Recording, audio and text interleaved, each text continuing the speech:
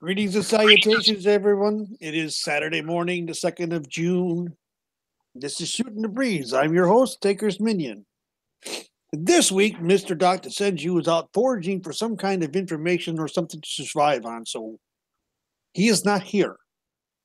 But I am joined by the most capable of co-hosts.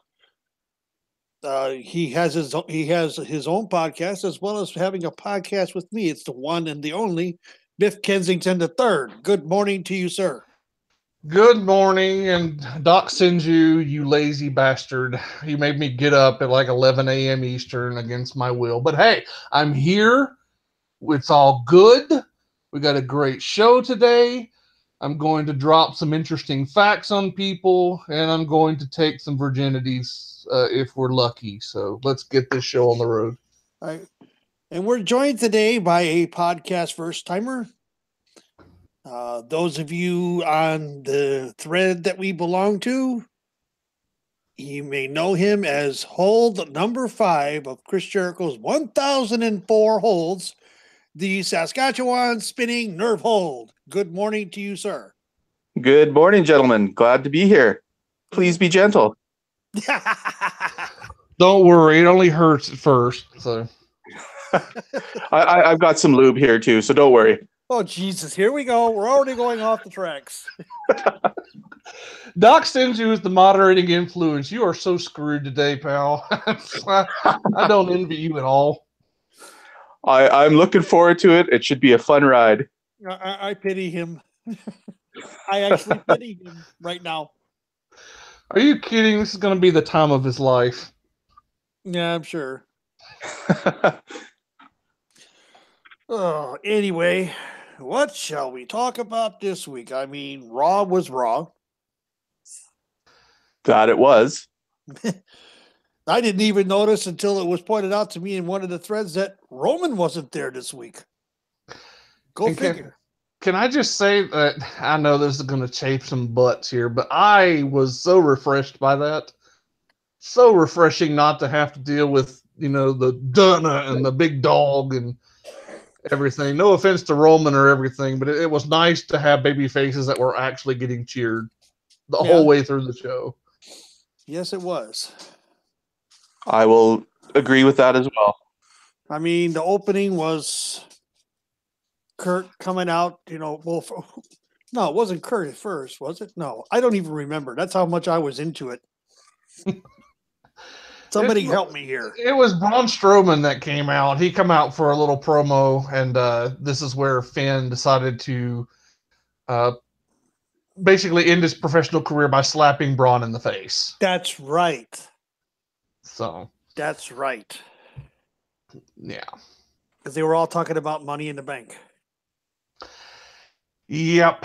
It feels like everything is built around Money in the Bank. And not just the pay-per-view, but the actual matches themselves. Mm. It's like the only thing that matters on this show right now is qualifying for Money in the Bank. And well, all slots are filled now. So we don't have to worry too much about that. Yeah. I mean, it's good that they're, taking the time to kind of develop it. I mean, that long-term storytelling is what they need, but at the same time, it would be nice if something other than the Money in the Bank matches and the Raw Women's title mattered. So. Yeah. But this is WWE. They're not going to make anything easy or simple. They're not going to make it easy on fans, and they're not going to do anything simple with their booking. No, it's the Chinese arithmetic of wrestling fandom. So. It's almost as bad as a Chinese fire drill. Yep.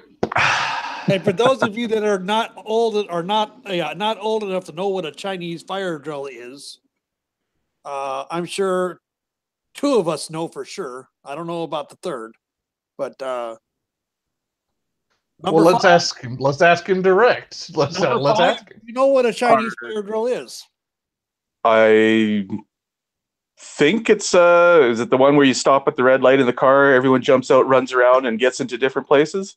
Exactly. But you do it in the middle of an intersection. Yes. Not at a red light. When it's green, you jump out in the middle of the intersection, jump out of the car, run around, all change places, get back in the car and go. It's been a lot of years since I've done that. See, we have worldly guests on this show. Only the best for Shootin da Breeze. Mhm. Those that know what a Chinese fire drill really is. So, but yeah, the opening segment was decent. Like you said, Finn Balor committed Hottie Kitty by slapping Braun Strowman in the face, and then they had a match, and he proceeded to get his ass kicked. I will admit, when Braun picked up Finn after he slapped him and threw him out of the ring, I was pretty surprised to see a man fly that far. That was pretty impressive. That was all done on strength, I think, because there was no jumping really involved with Finn off the mat, because he had it actually in the air like about 4 feet. I don't know. I don't know how anybody legitimately could go up against Braun. I mean, I understand it's all scripted, but man, that is a scary dude.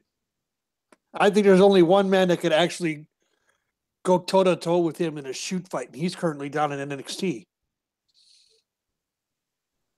And that would be one Lars Sullivan. That would be a hoss fight. Well, Alexa Bliss could beat him, in a certain way. Oh, Jesus. And ladies and gentlemen, we're going off the rails already. It's not even 6 minutes into the show, and we're going off the rails. Hey, I mean, it's Crazy Train, Ozzy Osbourne. Yeah, okay. Black Sabbath. Woo. All right. But yeah. So we get that match. Kevin Owens interferes, takes out Finn. And he's right. Alexa Bliss could be. All she got to do is batterize. Yeah. LL's over here telling me, yes, Alexa Bliss could beat him. All she'd have to do is bat her little eyelashes at him and he'd fall out.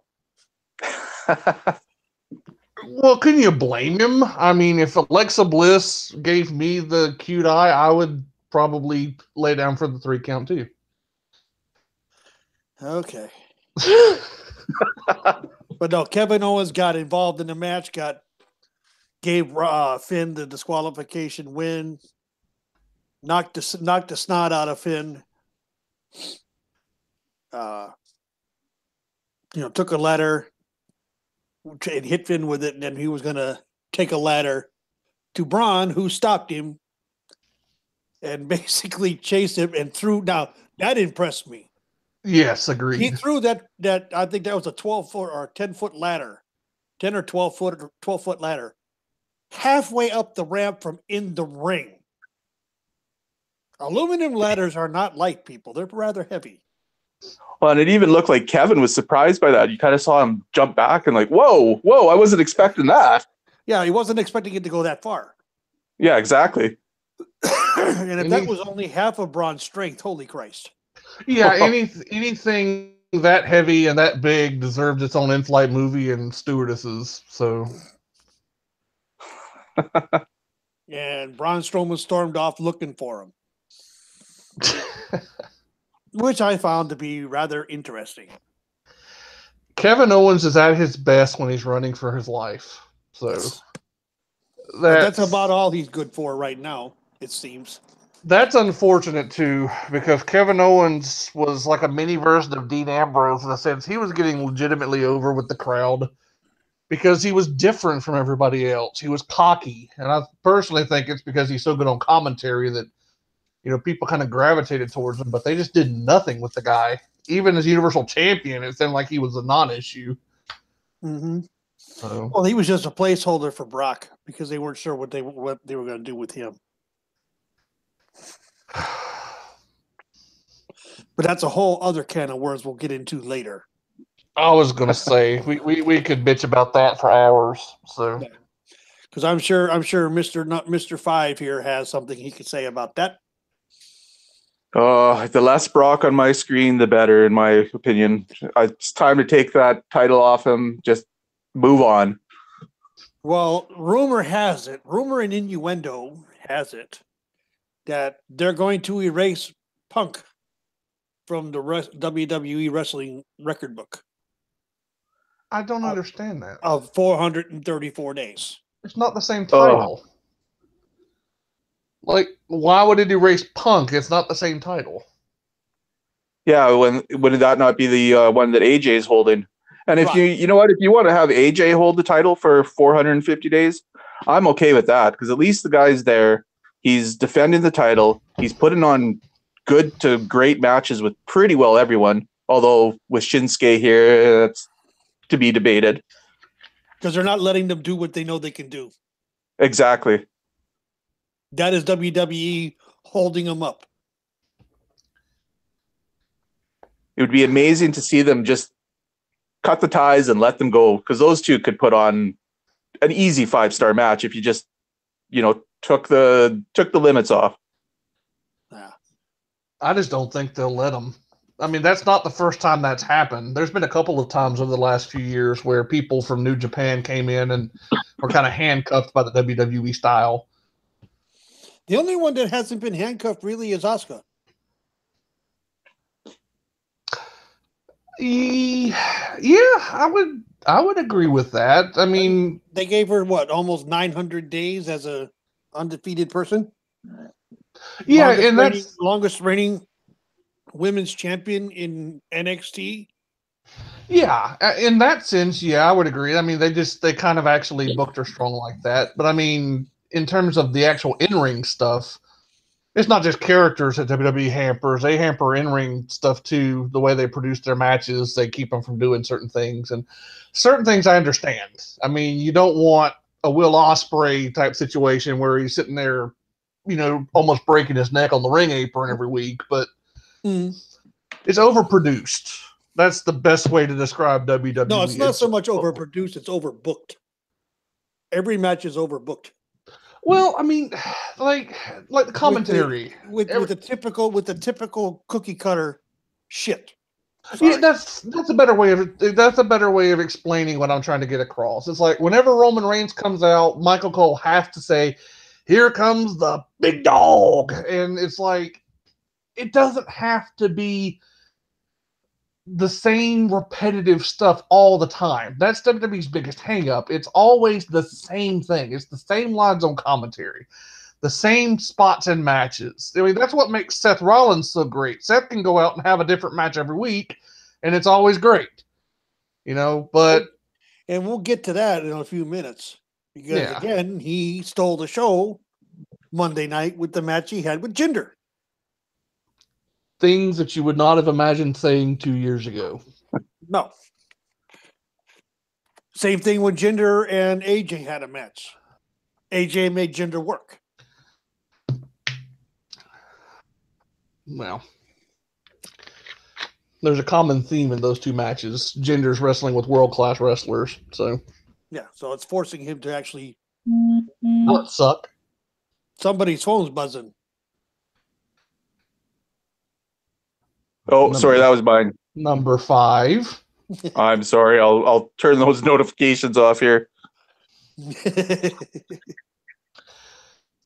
We're going to make a professional out of you yet, pal. One of these days, you got to forgive me. I'm a virgin. Being a virgin only goes so far. Not gonna say what's on my mind. You got about 10 minutes left, and your title as a virgin no longer exists. Well, there you go. There you go. It ain't gonna take me 10 minutes, dude. I'm just I appreciate your vote of confidence, but yeah, okay. But so after that match, and moving along, what did we have next? I don't even remember. I don't remember the match card. None of it for some odd reason. That tells you just how into it I was. Well, after the match, Kevin Owens was trying to get away, and Kurt Angle told him that he had a match with Bobby Roode. That's right. Yes. Kurt fighting with the valet. Kevin Owens fighting with the valet was kind of interesting. Mm-hmm. And we got one of those god awful hand cam promos from Sasha Banks where they pretend like they're on a cell phone, and the really corny graphics on the screen. Mm-hmm. I hate those. Those are so stupid looking. Yes. But going back to the 1960s Batman shit. Which is all fine and good when you're doing a cheesy 1960s show. Right now, yeah, we can get rid of that stuff. It doesn't work. No. To No. me, it don't work. You know what I miss more than anything? Sorry, soapbox time here. Y'all just got to sit here and take it. I miss when wrestlers actually just look straight at the camera. I hate this look off sideways crap. It's like, who the hell are you looking at? Look at the camera. You're supposed to look. That's what the camera's there for. Look at the freaking camera and talk to people. I agree with that. I mean, even God rest his soul, the American Dream, Dusty Rhodes, when he cut a promo or have an interview with Gordon Soley, The American Dream, baby. He would look at the camera and talk to the people. And what it is, he'd look at the camera and he'd talk to the people because the people give him power, baby. That's right. Can you not tell we're fans of Dusty here? Hey, nothing wrong with being a fan of Dusty. He's one of the best ever. Which that quick segue here. I think it was you, Biff, who brought this up. Was it last night? Yes, last night in the thread. Who was better? Nick Bockwinkel in his prime or Ric Flair in his prime? And boy, that caused some controversy last night. Mild controversy. In the grand scheme of controversies, it was innocent fun. Yes.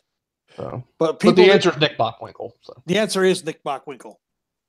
That's what I said. I said, having seen both in their prime, Nick by far, was better than Rick. Rick was the more flamboyant character, which, I mean, obviously that's going to be very memorable in its own right. But if we're talking just, the overall package, which is character, promos, in-ring ability, even Ric Flair would admit that he's not as good in the ring as Nick Bockwinkel. And again, we're talking about two of the all-time greats. So to say one's better than the other, that's not diminishing either. They're in rarefied air, both of them. So. Absolutely. I've only seen basically the end of Bockwinkel's career. I haven't seen a whole lot of earlier stuff, but the man was amazing. I mean, the influence carries on. I mean, Jericho admits to basically ripping off his promo style for his character there with the suit and the tie and all that stuff. So, I mean, his influence spanned generations, right? And, I mean, Flair too, but it all goes back to Nick for sure. Yeah. Nick was flamboyant in his own way. That's what people don't understand. Nick didn't have to tell you how good he was in the ring. He was never really tooting his own horn. He would always give props to his competitor, to his opponent. Unless it was Mad Dog Vachon, and then he was brutal. Well, yeah. But he used those expensive words because that one thing a lot of people do not know, Nick Bockwinkel had a master's degree in English. You mean people don't use recalcitrance in a daily setting? No, but he was able to make it sound like, he made it believable. Nick did. Where if somebody were to say recalcitrance today, people would be looking around going, what? Is that a medicine? Is that an antibiotic or something? Or yes, they wouldn't know that. They wouldn't know it because no one has that style. There's never been anyone. There wasn't anyone before Nick, and there hasn't been anyone after Nick that has spoken as eloquently as he did. Yeah. It's the way that I described it last night, I think, is apropos. It's both Ric Flair and Nick Bockwinkel were playing the elitist, kind of the wealthy, high on life, the upper crust character. Nick would be the old money. He's kind of the experienced. He's the connoisseur. He savors life. Ric Flair represents the excess of the 80s. He's Miami Vice. He's rock candy for the nose. I'm not accusing Rick of taking cocaine. I'm just saying Rick is the high life. He's partying, but they're both playing the same general type of character, just on the different extremes. Levels. Yeah. So I would say that's a very good description. But we've got to get back towards Raw here. Do we really? Yeah. Do we really have to? Yes, we had we much do. more fun talking about Nick Bockwinkel and Ric Flair than we're going about this shit show. In the famous words of Gino, what a stupid show. Raw was. The only other match that I remember, there's two matches I remember that were actually, well, one that was outstanding. That was Seth versus Jinder for the title. Yeah, which was the actual next match on the show when we were doing our recap. So yeah, and it was, there again, there's good old Seth Rollins, and I don't know if anyone else has noticed it, but they're talking about the IC title being the workhorse title of WWE, and they actually have someone in Seth Rollins who is actually carrying that load. Yeah, definitely. The guy has put on just amazing matches the last month and a half, 2 months. However long he's had the IC title. Hell, he was doing that. He's been doing that since he got back from his injury. Absolutely. After that WrestleMania match with Hunter, and he finally came back, and came back and about, cut the promo that, he lost himself doing what he did. This has been a redemption story of redemption stories. I want to ask you guys a question on Seth Rollins. I'm interested to get your take, both. And we've talked about this in at Cage Side some, but I think this is a good forum for it. Would we both agree, or at least could we posit the idea that while Seth Rollins has always been a big deal on the main roster, being with the Shield, he's kind of been groomed for a main event level run, from pretty much the start of his main roster time.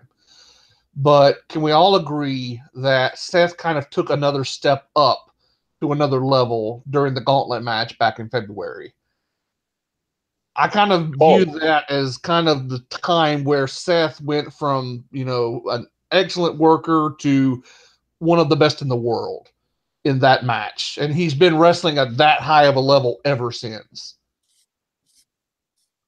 I totally agree with that. Like, that Gauntlet match just was a coming out party. Like, he was always, like Taker said, he's always an amazing wrestler. He was always good. But yeah, like that match, and from then on, it's just, he's been incredible. He's basically the best part of Raw right now. Some weeks he's the only good part of Raw, if we're going to be honest. So fair enough. Him and Strowman. Yeah. They've got two guys right now that are white hot, and they refuse to pull the trigger on either of them. So I think, believe it or not, I think Strowman's going to take the case. If anybody else, because it's supposedly going to be a Raw guy this time. Or no, a Raw guy. Well, the report I read said it was going to be a Raw woman to win and a SmackDown man. So yeah, that's what I had heard as well. Okay, then I got it backwards. Well, see, I've heard rumors that Strowman could win it too. So I think there's. If Strowman don't win it, does Strowman need the case? I'm going to pose that question again too, because like Strowman with the briefcase, that's almost unfair. The briefcase itself is an unfair plot device by its very nature. But Strowman, if there's one person that doesn't need the allure of the briefcase, I think it would be Strowman. Yeah. Even though it would make sense for him to win, Strowman doesn't need that, especially if they're going to keep him babyface. Money in the Bank briefcase very rarely can be held successfully by a babyface character. It's best worn by a heel, I think. And so it's almost antithetical to Braun Strowman's face turn to put the briefcase on him, I think. Strowman, they blew their chance with Strowman taking the belt with Brock. They had him lose clean to one F5. Yeah. Well. Okay. And getting back to the question about Seth Rollins, February was his coming out party. He took it to another level, and he has since took it to second and a third level since, he's taken it to the third level since getting the IC title. Proof positive, the promo about when he won the title, in the ladder match. Then they went to South Africa and he defended the title there. Then back to the United States to Cleveland, Ohio, and he defended the title there. Then down to Jeddah, Saudi Arabia to defend the title in a fatal 4-way. Then up to Montreal. He defended it on Monday Night Raw. He is on a complete different level than everybody right now, including Strowman on the roster. And Strowman's white hot, like he said. Well, if you get all right, then let's do the $64 billion question, because I feel like this is with the natural conclusion of this conversation. You have the control of the WWE. You have Reigns, who is your guy right now. You've got Rollins, and you've got Strowman. Who you building around? Who you taking? If you had a draft pick, and you had to pick number 1 overall, and you've got those 3 guys, who's your pick? Rollins. Agreed. And I say that as a North Carolina mark. So Strowman's a North Carolina boy. We're growing big here. So yeah. It has to be Rollins at this point. Like, Braun is great, but he's got a limited shelf life. The monster character, especially as a babyface, can only go so far. But Rollins, you could have him heel, you can have him face, you can do whatever. He's gonna tear the house down no matter what you're doing. So he's definitely the pick to build around. Yeah, I would build an entire roster around him. Yeah, because he's more versatile. Yeah, he'd be my ace guy. Yeah. And that I know there's going to be some that are happy and there are going to be others that are not going to be happy with that sentiment. Anybody that disagrees with it is dumb. Well, we all know that the Roman legions out there, and I don't get me wrong, I like Roman. I like him. I like his in-ring work. The man can work his ass off in the ring. But here again, they're not letting him be him. They're trying to shoehorn him into a bot. They're trying to put Roman, a square peg, into a round hole, and it's not working. Yep. Let's be honest. That's why Braun Strowman got over. Braun Strowman is an ass kicker that, takes no shit from anybody. He destroys things when things go squirrely, and people gravitate towards that. Braun Strowman is a badass character. Roman Reigns is supposed to be a badass character, but he spends all his time whining now. The Authority doesn't want me to have the title, or, they don't want me in the main event picture. And he says that while he's getting main events. Well, it's like, now is the time to cool him off, send him down the card, let him work his way back up, and let it be freaking organic. Send him over to SmackDown and align him with his cousins, the Usos, and create the Samoan Mafia. WWE, that's simple. Do you think that could work, though? I mean, right now, no, because the Usos are, organically faces, even though they're still doing heel shit. Because they're cool. That's what drives me. Oh God, soapbox incoming. I'm sorry, guys. It drives me at the wall, though. It's not a hard formula. It's not that freaking hard. If you make them look cool, then the fans will like them. Braun Strowman beating the crap out of everybody, taking on 10 Men at one time, it's cool. He's a badass. People like cool badasses.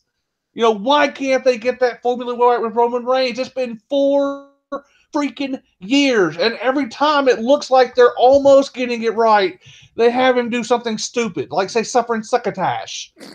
Or talk about, hey, Chicago, this ain't boring. This is real life, baby. It's like, screw you. It's just so Jesus frustrating. Christ. I'm saying, and number 5, you're going to agree with me on this.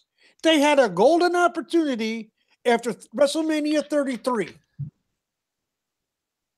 The Raw after WrestleMania 33, who came out in the opening segment and was only supposed to be out there 3 minutes and turned it into a 12-minute segment to say, this is my yard now.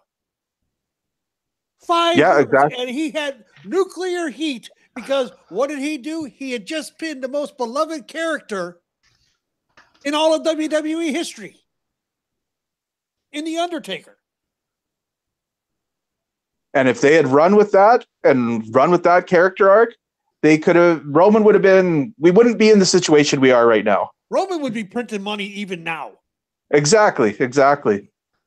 Because at that point, put the title on him, have him be the ass kicking heel that people will pay to see get his ass kicked. And the only one that would be able to do it would be Braun. Now that's a match I would have paid big money to go see. Braun Strowman versus Roman Reigns for the title. And by some shitty thing, a dirty trick, something, Roman still hangs on to the title. That he would work from underneath. Jesus, if you look at it, who really made Braun Strowman? Roman Reigns. Exactly. So those two could put on a great match. Let me float this. Better than Brock right now. Oh yeah, both of them are. Yeah. Let me float this. Let me see how this sits with you. Let's imagine that, and this is no disrespect to Seth Rollins, who we all agree is probably the best in the company right now. But let's put Seth aside for a second. Imagine if Roman was a heel right now, and you were building up to Braun Strowman and Brock Lesnar at SummerSlam. Put Roman in the Money in the Bank match. Have him win the briefcase. Have Braun go out and finally slay the Beast. Just have it be like a 10 to 12 minute all over the arena brawl where these two guys are just murder, death, killing each other. Braun destroys the Beast, slays him, sends him off to UFC. He's got the title. The fans in Brooklyn pop. And then Roman Reigns' music hits. And Roman comes out and he steals the title from Braun. And now Roman, with the title as a heel, is torturing Braun, showing him, what he's got that Braun doesn't, and have Braun chase him to WrestleMania. You tell me that wouldn't make money for that company. You tell me that wouldn't be a money feud. I can't. Nor can I. But the problem is, Biff, that makes sense. That makes sense. And WWE does not do things that make sense. Here lies the problem.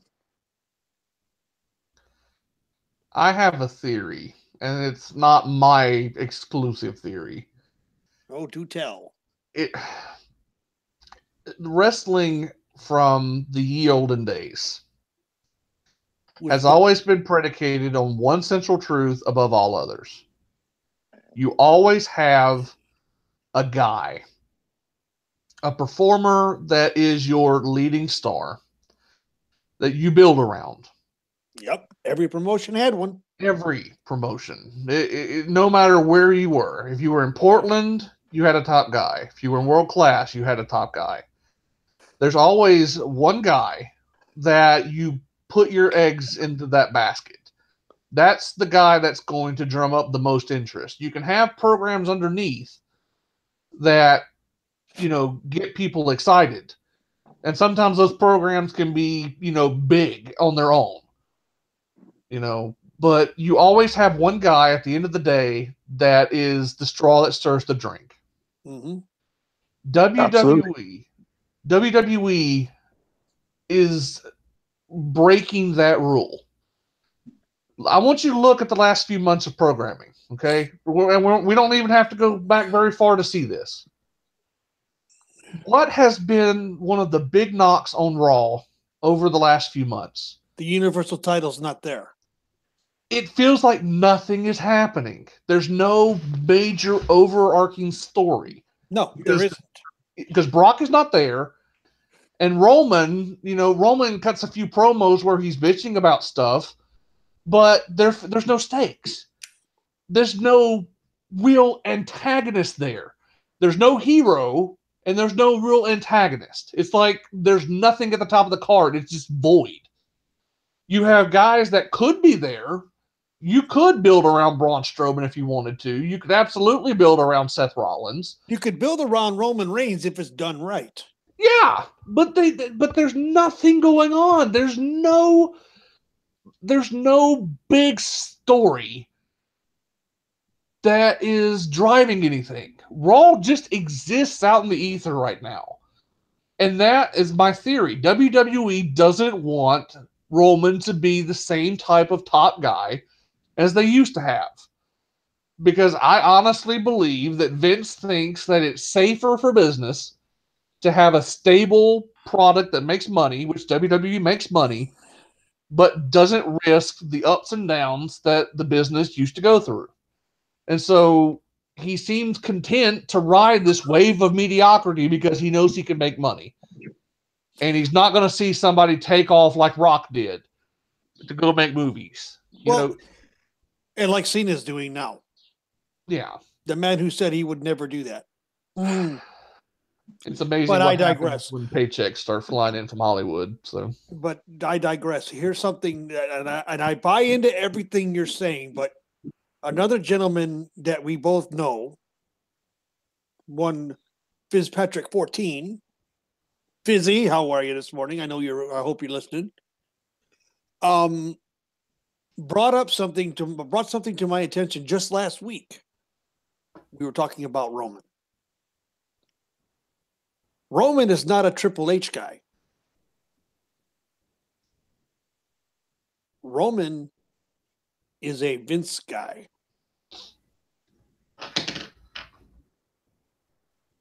That's a good point. Yeah. So who's to say that, Triple H and Steph aren't really the ones behind this shit booking for Roman right now? Because they don't want him. They want Seth. Seth is Triple H's guy.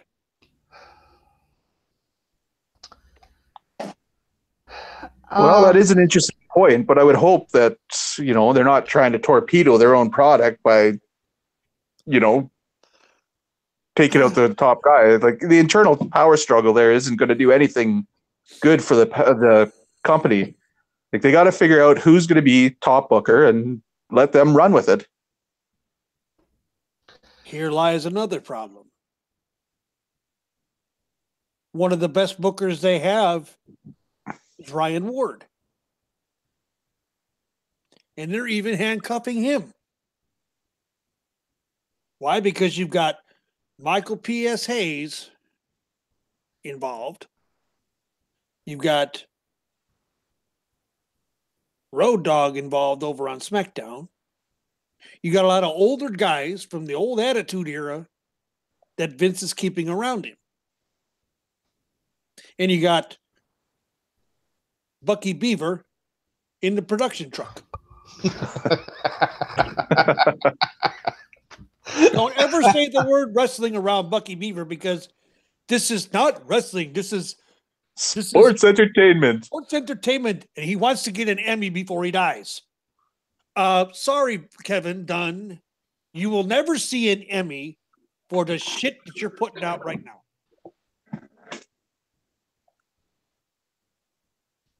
That's how I feel on that.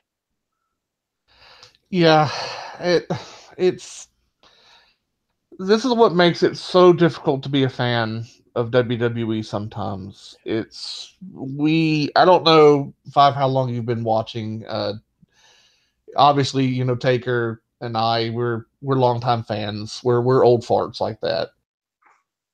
But I've been a fan for a long time.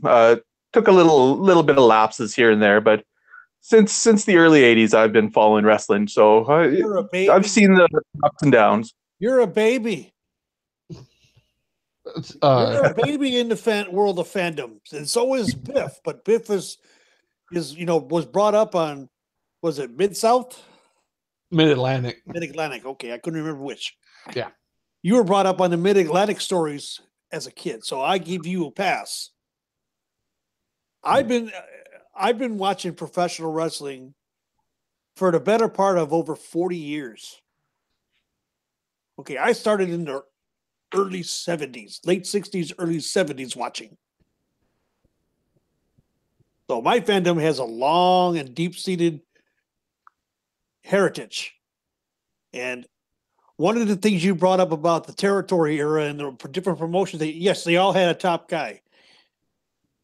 And they were all part of I guess you would say, a cartel called the NWA. Even Vincent J was part of the NWA at one time.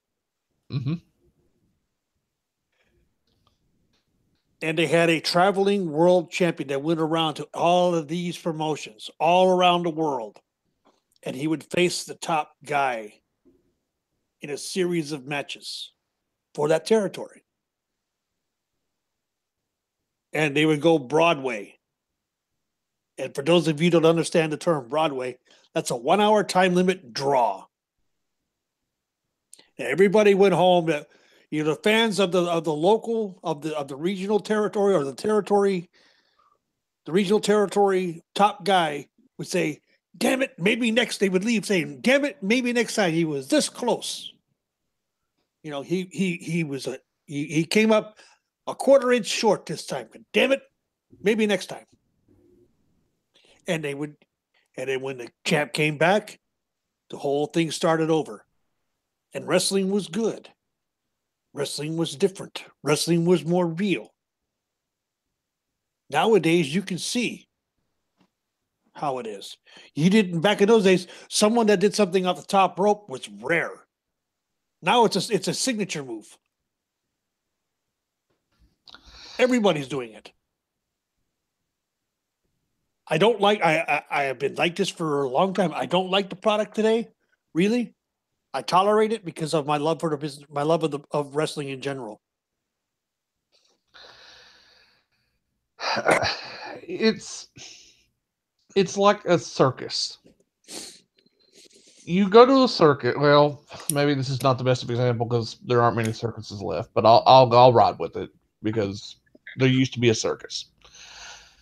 There's a lot of acts at a circus. And you could like all sorts of different stuff. The lion tamers, the clowns come out, everything. But there's always that one event, whether it's the high wire act or the trapeze or whatever. There's always a main event at the circus. The big closing finale that you go to see. Okay? Or I'll tell you what, let me jettison the circus of the Avengers, okay? Because that's big, the MCU, all right? You got these big ensembles, when you get the Avengers out there. You got Doctor Strange, you've got Hulk, you've got Black Widow, you've got everything. But there's always a central character that kind of rises up and takes the lead. Whether it's Captain America or Iron Man, spoiler alert, Captain America Civil War, they're the leaders of their respective teams. Even in ensembles, you have people that rise to the top and kind of become leader figures. WWE is like the Avengers without Iron Man or Captain America. You got a bunch of great pieces on the board, standalone, they're great, but you have no leadership.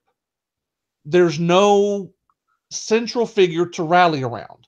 That's human nature. It's human nature to latch on to somebody and give them the lion's share of attention. That's just the way it is. That's the way humans are wired.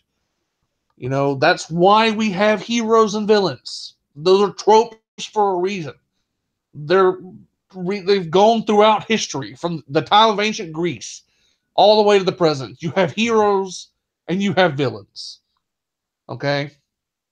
You have to have someone there, whether they're a heel or a face, that the fans can latch onto and connect with.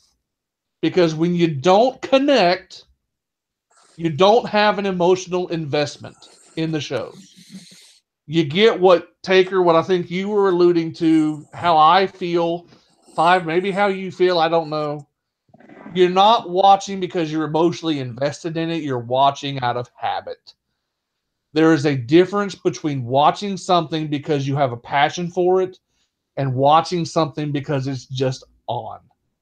WWE is just on right now. There's no passion. There's no emotion. There's no great love. There's no fire. There's no energy. WWE is just dead. There is nothing going on. There is nothing to get excited about. Who in their right mind could give a shit about Nia Jax and Ronda Rousey when Nia Jax means nothing to virtually no one? Who cares? You know, who cares about Roman Reigns and Jinder Mahal? Nobody cares. It has no meaning. There's nothing there. The Universal Championship means nothing because it's never there. There is nothing worth getting excited about. And that's a problem because you can hear it in the animation in my voice. I want to be emotionally invested in this. I want something to want. But they don't do that anymore. And they haven't for years now. And it drives me up the wall because they have the most talented roster they've ever had. But they insist on squandering it. If they don't drive them out of the entire company like Neville, they just rot in undercard hell. You know, Prince Devitt, when he was in New Japan, was one of the hottest heels in the world. Finn Balor in WWE has not reached a tenth of the level of goodness that Prince Devitt had in New Japan. No. Gallows and Anderson, largely wasted. Shinsuke Nakamura, his entire first year on the main roster, virtually wasted. Okay? They take all world talents and they squander them. And I fully believe that they lucked into Braun Strowman and Seth Rollins. Because if they intentionally created characters that were as interesting as those two, then why the hell can't they do that more often? Why the hell can't they do that with Roman Reigns?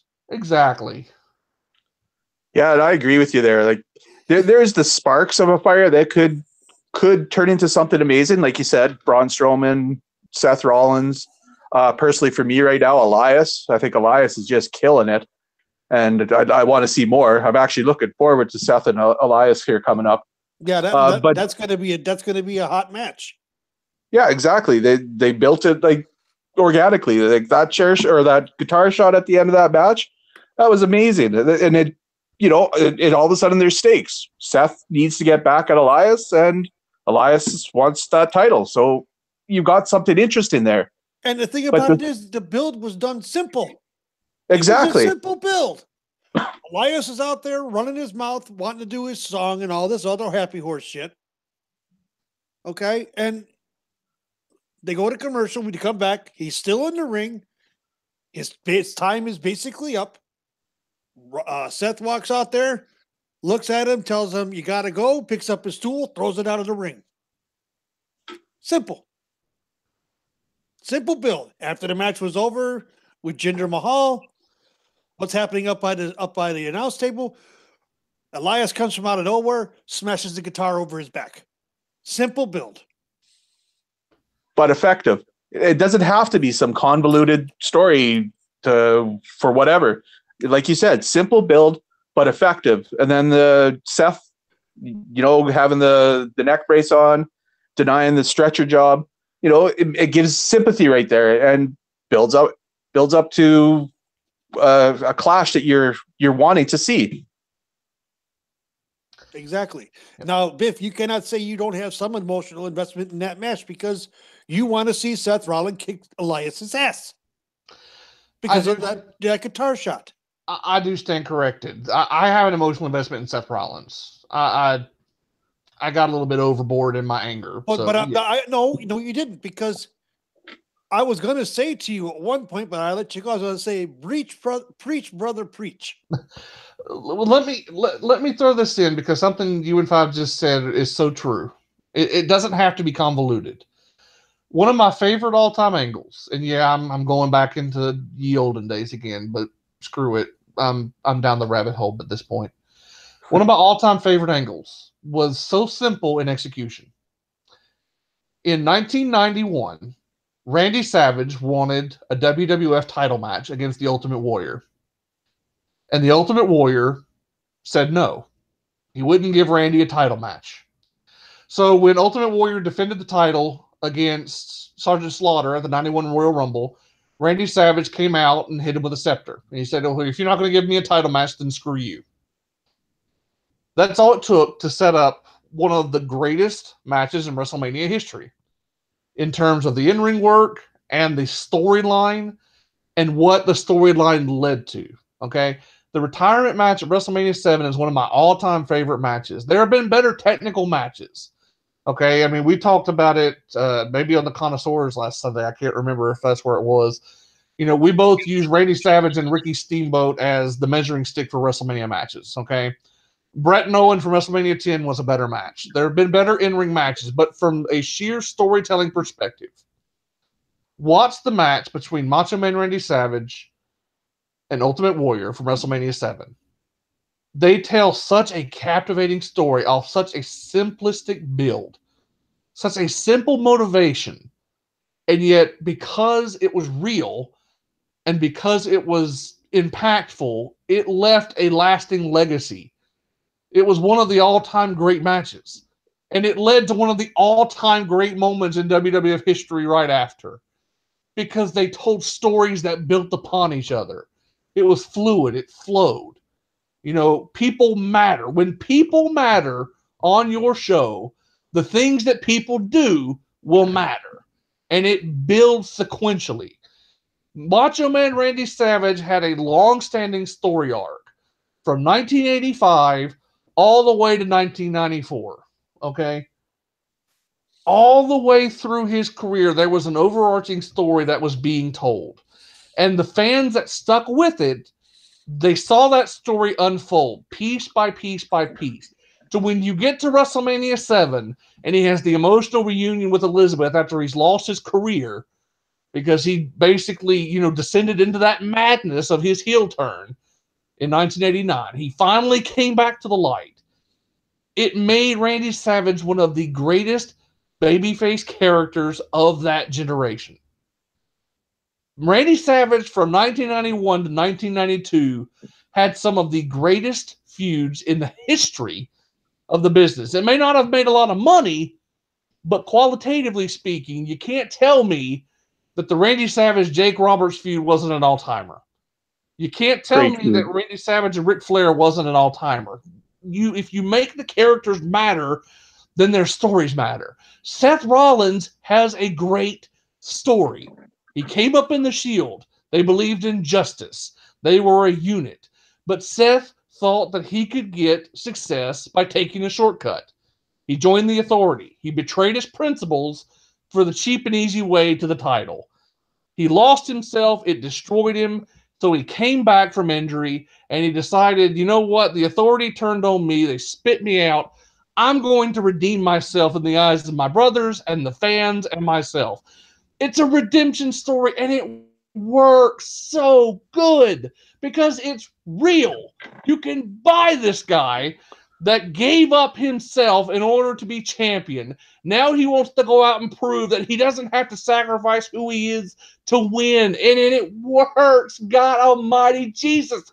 This is not that freaking hard. Preach, brother. Exactly. Agreed. But the problem there, so you've got one story that takes up maximum half an hour of a 3-hour show. So you've got another 2.5 hours that, for the most part, is just dribble, and it's at times hard to watch. But they do have those sparks, and if they could just do something to make those sparks ignite, they could have something. It's just so frustrating that they don't do anything with what they've got. Yeah. And ladies and gentlemen, I have to apologize, but I had a technical issue where my computer completely locked up. That's why I disappeared for a few minutes. I'm so full of hot air. I blitzed right through that, so you were fine. I know. I saw that. You were talking when it happened, and I came back and you were still talking. So I'm like, good, it was covered. Thank God. But no, yeah, and there again, simple build. Now we've got one other. I got one other thing I want to briefly touch upon. That's Raw, even though we're trying to stay away from it, but because Shootin da Breeze is not only about WWE, it's also, ladies and gentlemen, you're going to find out. Every one of us that have been on this show are opinionated as all hell. You don't say. to 5 and to you, Biff. And then I'll give my thoughts on this match after you two do. The women's gauntlet match. Opinions? 5, you start. I honestly didn't get to see the whole match. I just mostly saw highlights. And from what I saw, I don't know. Like, it could have been so much better. Like, I have no problem with Sasha winning. I think that's okay. I would have liked to have seen a little more development from the Bayley Sasha story, whatever the hell that is. But it just, I don't know. It kind of missed for me. Like, if they had gone a little more time, for sure they needed. I mean, they've got talented women there. Like, Ruby Riott can go, Sasha can go, Bayley can go. I don't know what's going on with her right now, but everybody else, get some of the dead weight out of there, but let the ones that can shine actually show you something. Biff? Well, full disclosure, I actually quit watching this match after Sarah Logan got eliminated, when they basically just pissed away all the potential of this match. Now, I'm going to have to be completely honest. I went into this match a little pissed off, but not for the reason that you might think. I was a little frustrated with some of the talk at Cage Side, actually, about how the women's match needed 2 hours, or it needed to be, just as long as the men's match, or it was offensive or something. And to me, that's antithetical to what you need. It doesn't matter how long the match is. The match just has to mean something. And it had a meaning. Final spot in the women's Money in the Bank ladder match. Right. A match doesn't have to go an hour to be great. The length of a match does not determine how great a match is. Now, if you get a situation like Kenny Omega and Okada, then you want to see them wrestle for an hour. That's one thing. You don't need to have a full hour or 2 hours with Dana Brooke in a match. Okay. That's just a recipe for disaster. Yeah. Okay. But beyond that, okay, having these eliminations so quickly, it didn't have to be a clone of the men's gauntlet in February, but it needed to be more than it was. Okay. Exactly. It needed to be more than it was. You had a chance, you could have showcased what Liv Morgan, or especially Sarah Logan, because we know Sarah Logan can wrestle.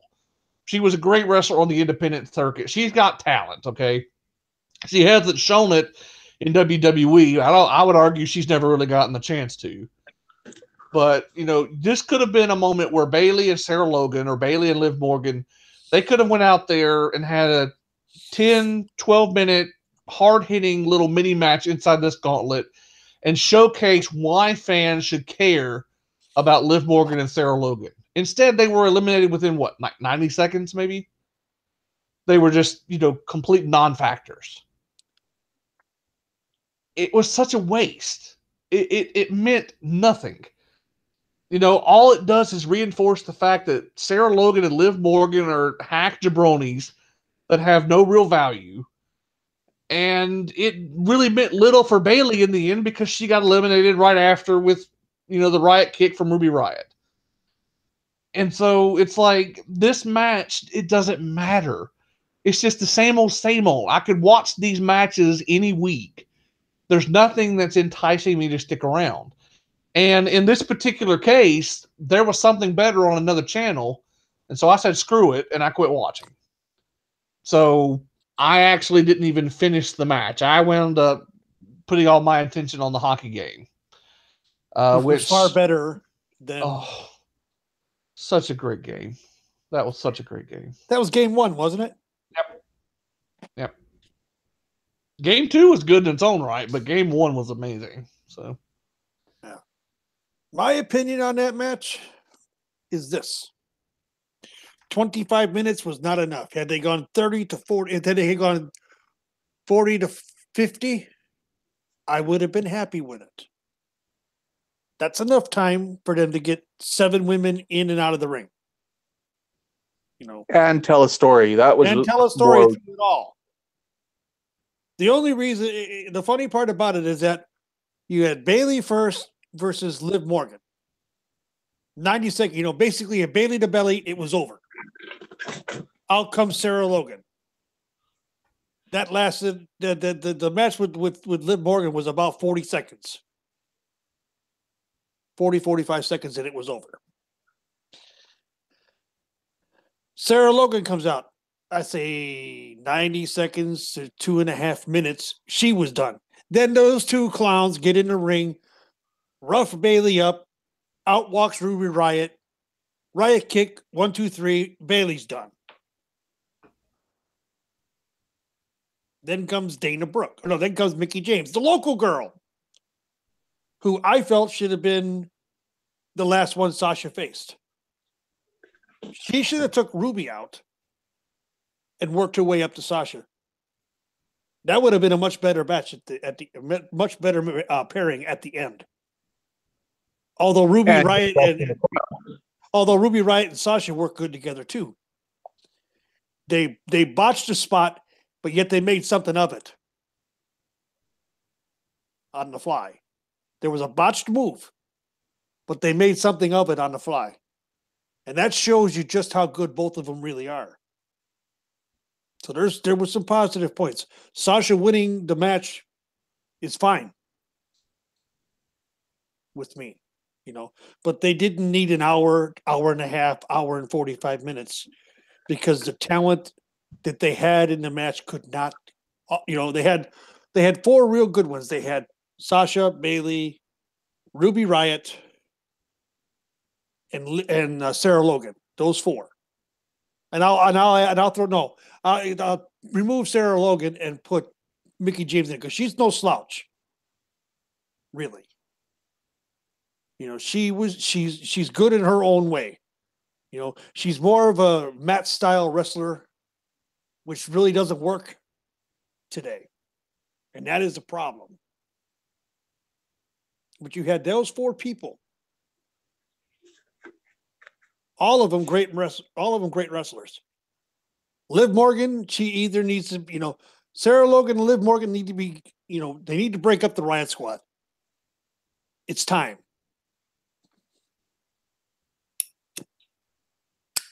I agree with that. Let Ruby stand on her own. Ruby can stand on her own.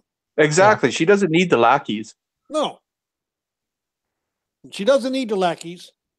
Sarah Logan can stand on her own. The only one that everybody seems to be worried about is Liv. Liv Morgan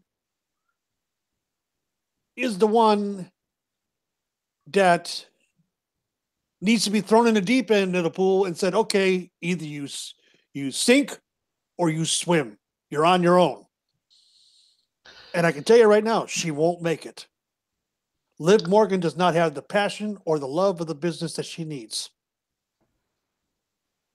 She's just here collecting a paycheck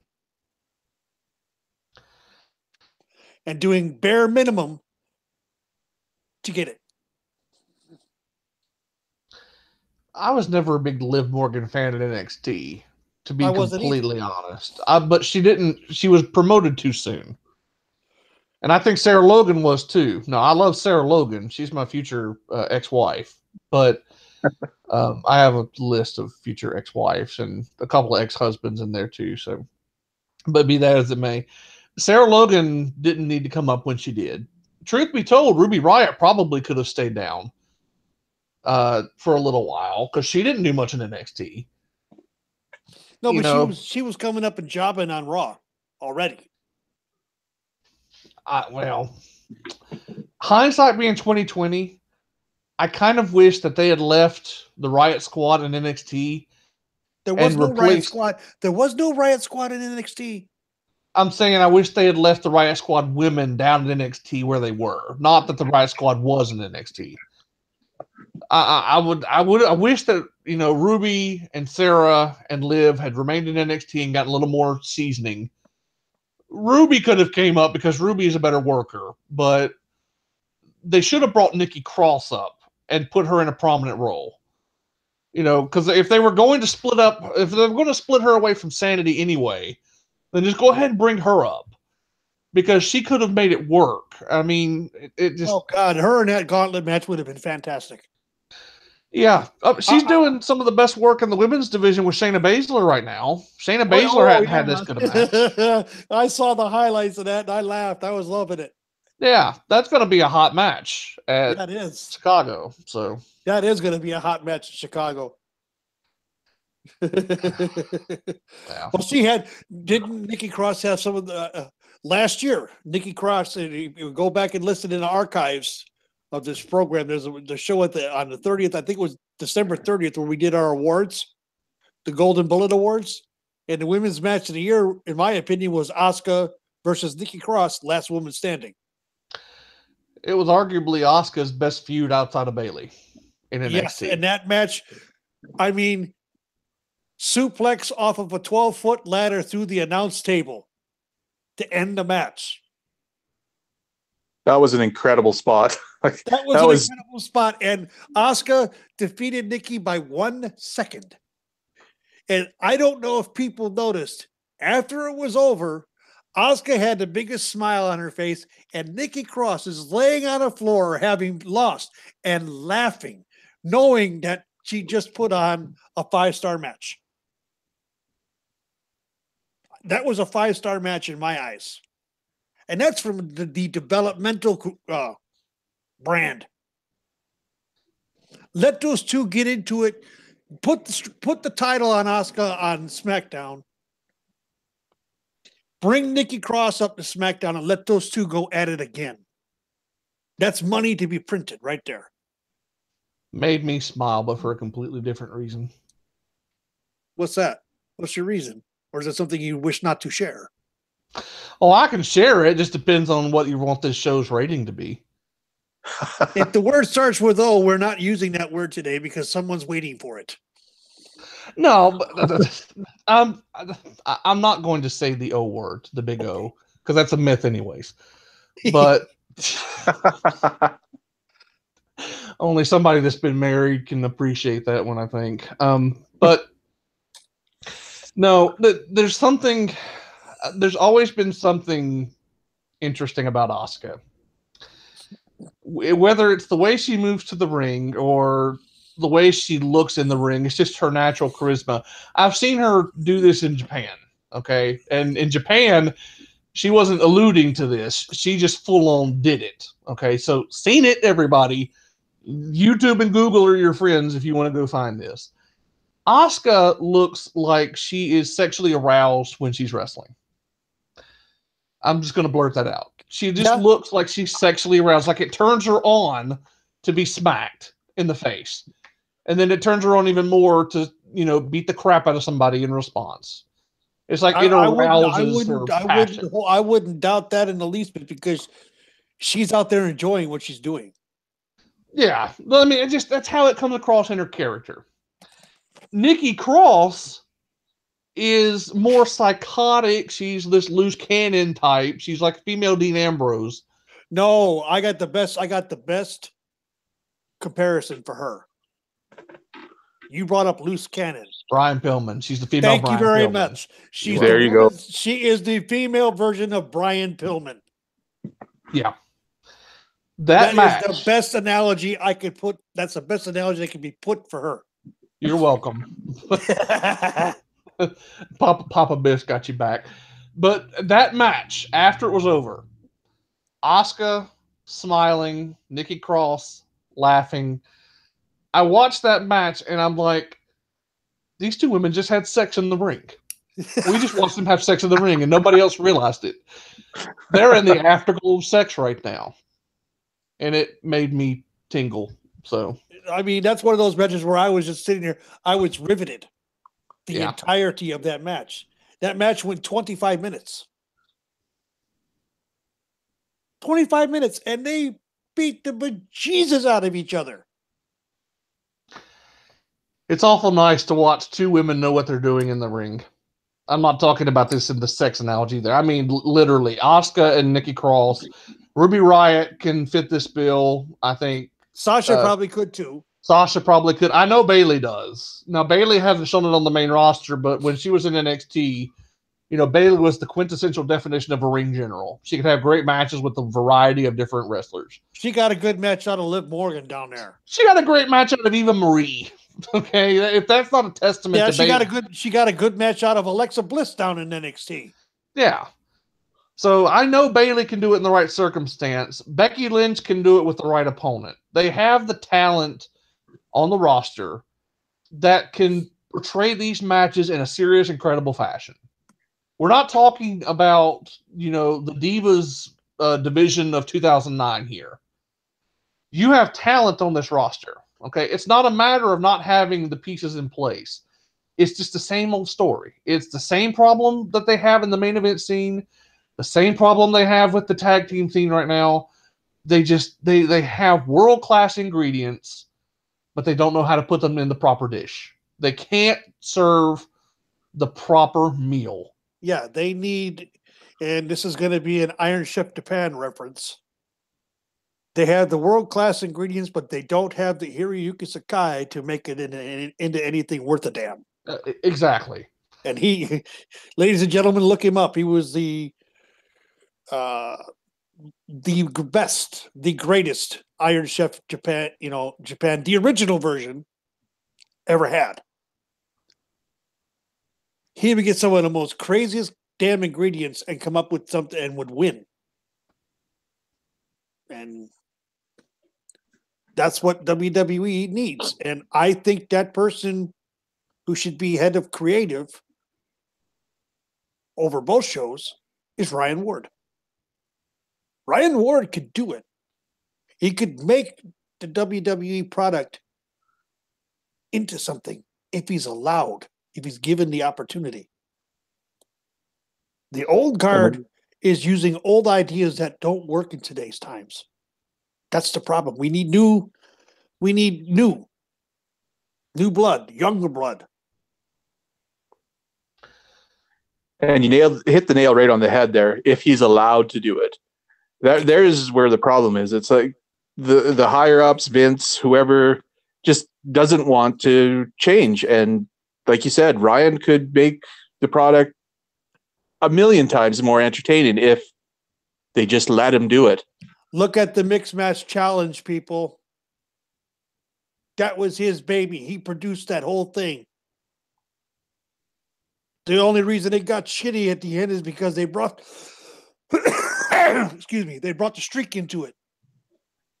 But everything up to that point, it was great. Well, I wasn't a fan of them bringing the streak in because it kind of made it a foregone conclusion, but even that was good storytelling because it gave the matches stakes. You know, will Asuka lose her streak in the Mixed Match Challenge? You know, so yeah.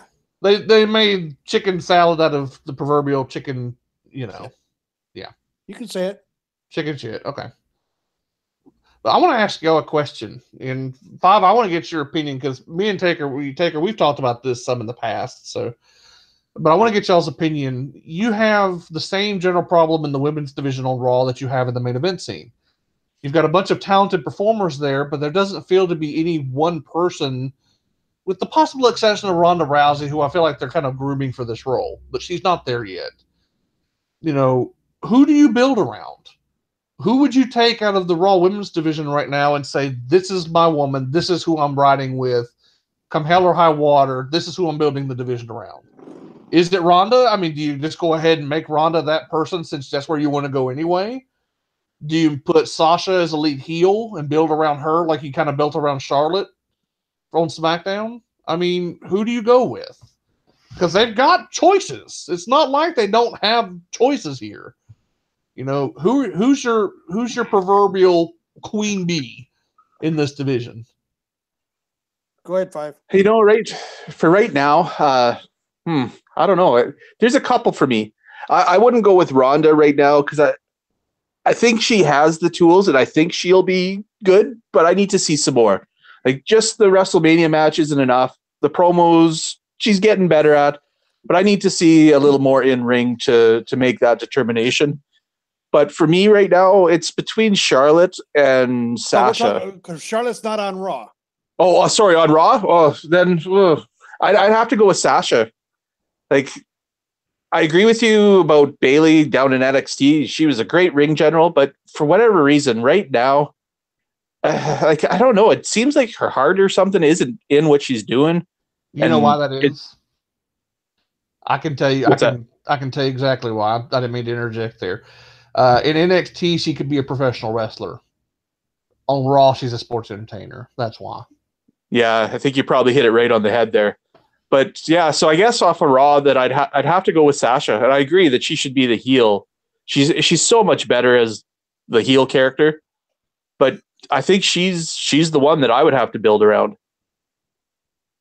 I agree. And Sasha right now, but I'd keep her. I'd move her more to tweener. Fair enough. That would work too. And that's, you were talking about Ronda, Biff. Now, this Ronda Rousey versus Nia Jax. Everybody's up in arms right now over a whole, positive message that Nia's put out there about, her body and, the positive body image and all that stuff. And now people are saying that because they're making her the heel in this fight, that they're wasting that. I don't see it that way. I don't see Nia as the heel. I see Nia as being a tweener right now. She's willing to do whatever it takes to keep the title, which is what she's going to push the lines of being a face and heel. She's going to push the line. Is she going to do heelish things? Probably, because she knows how. Because having been a heel prior, she knows how. The whole thing in the ring this week with the beatdown of the local jobber was her doing heelish things, not turning her heel, but doing heelish things. I see what you're saying, and I see at the end, Ronda is not going to lose. Ronda is going to win, but there's going to be interference from somebody. Maybe Natalya gets involved somehow and costs Ronda the match. Ronda will win, Ronda gets disqualified, or Natalya turns on Ronda because Ronda didn't come to her aid. Because this week we got the Natalya Nia Jax match, and I have a funny feeling Natalya's going to do a stretcher job, and Ronda's not going to be anywhere to be found. And Natalya is going to blame Ronda for not having her back. She interferes, costs Ronda the match. Ronda wins the match by disqualification, but doesn't win the title. And the feud starts between Natalya and Ronda from there. I want to clarify something here. I agree with you in the sense that that's what they should do with Nia. And then Nia is going to slip back into the face side after this because she was attacked by heel Natalya. Well, see, that's where you lose me. Now, I agree that that's what they should do, but I don't think that's what they're going to do. And I say that for this reason. Number one, WWE can't tell nuanced stories anymore, hardly. So it's hard to make a tweener like that, like you put out. I agree that that's what should happen. Now, I think when Nia basically told the crowd to shut up on Monday, because she basically chastised the crowd, and like she knows, shut up about it already. That, to me, that kind of pushes her off the fence, and she's kind of slipping into full heel territory in that point. Yeah. I think Nia is just going to go back full heel. I don't think they're going to run with her as a tweener, even if they should, which I agree with you, they should do that. But I don't see WWE running with her as a tweener. But to get back to a point that you made at the start, this whole thing with Nia Jax talking about body positivity and being, confident in yourself. Screw that noise. Screw that whole storyline just right out the window. That is completely antithetical to what got her cheered in the first place. I don't want to hear about a body positivity storyline. I'm sorry. Just don't. Maybe that makes me a chauvinist. I don't give a damn. I want to see Nia Jax go out and wreck people's shit. Okay? I want her to be female Braun Strowman. I don't want to hear her storylines about bullying or fat shaming. That crap is so annoying in real life. I don't need to be reminded of it on my wrestling TV program, okay? It's like, get that garbage out of here. Not every superstar babyface has to be an anti-bullying, be a star spokesperson. I just can't stand how they take characters and ruin them like that.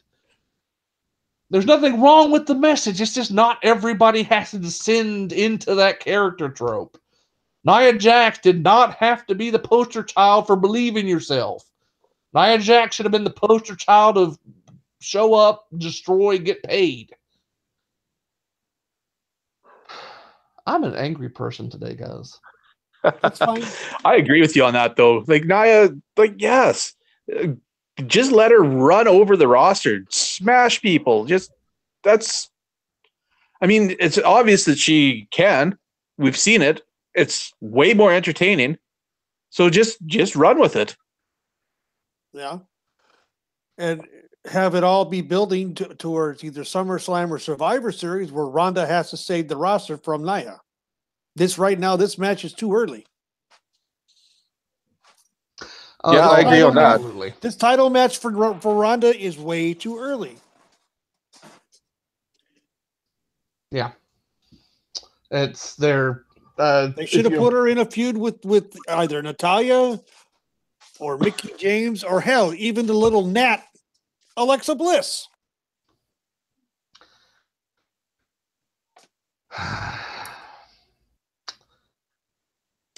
That's an entirely different problem. The misuse of talent is almost as bad as not using them properly.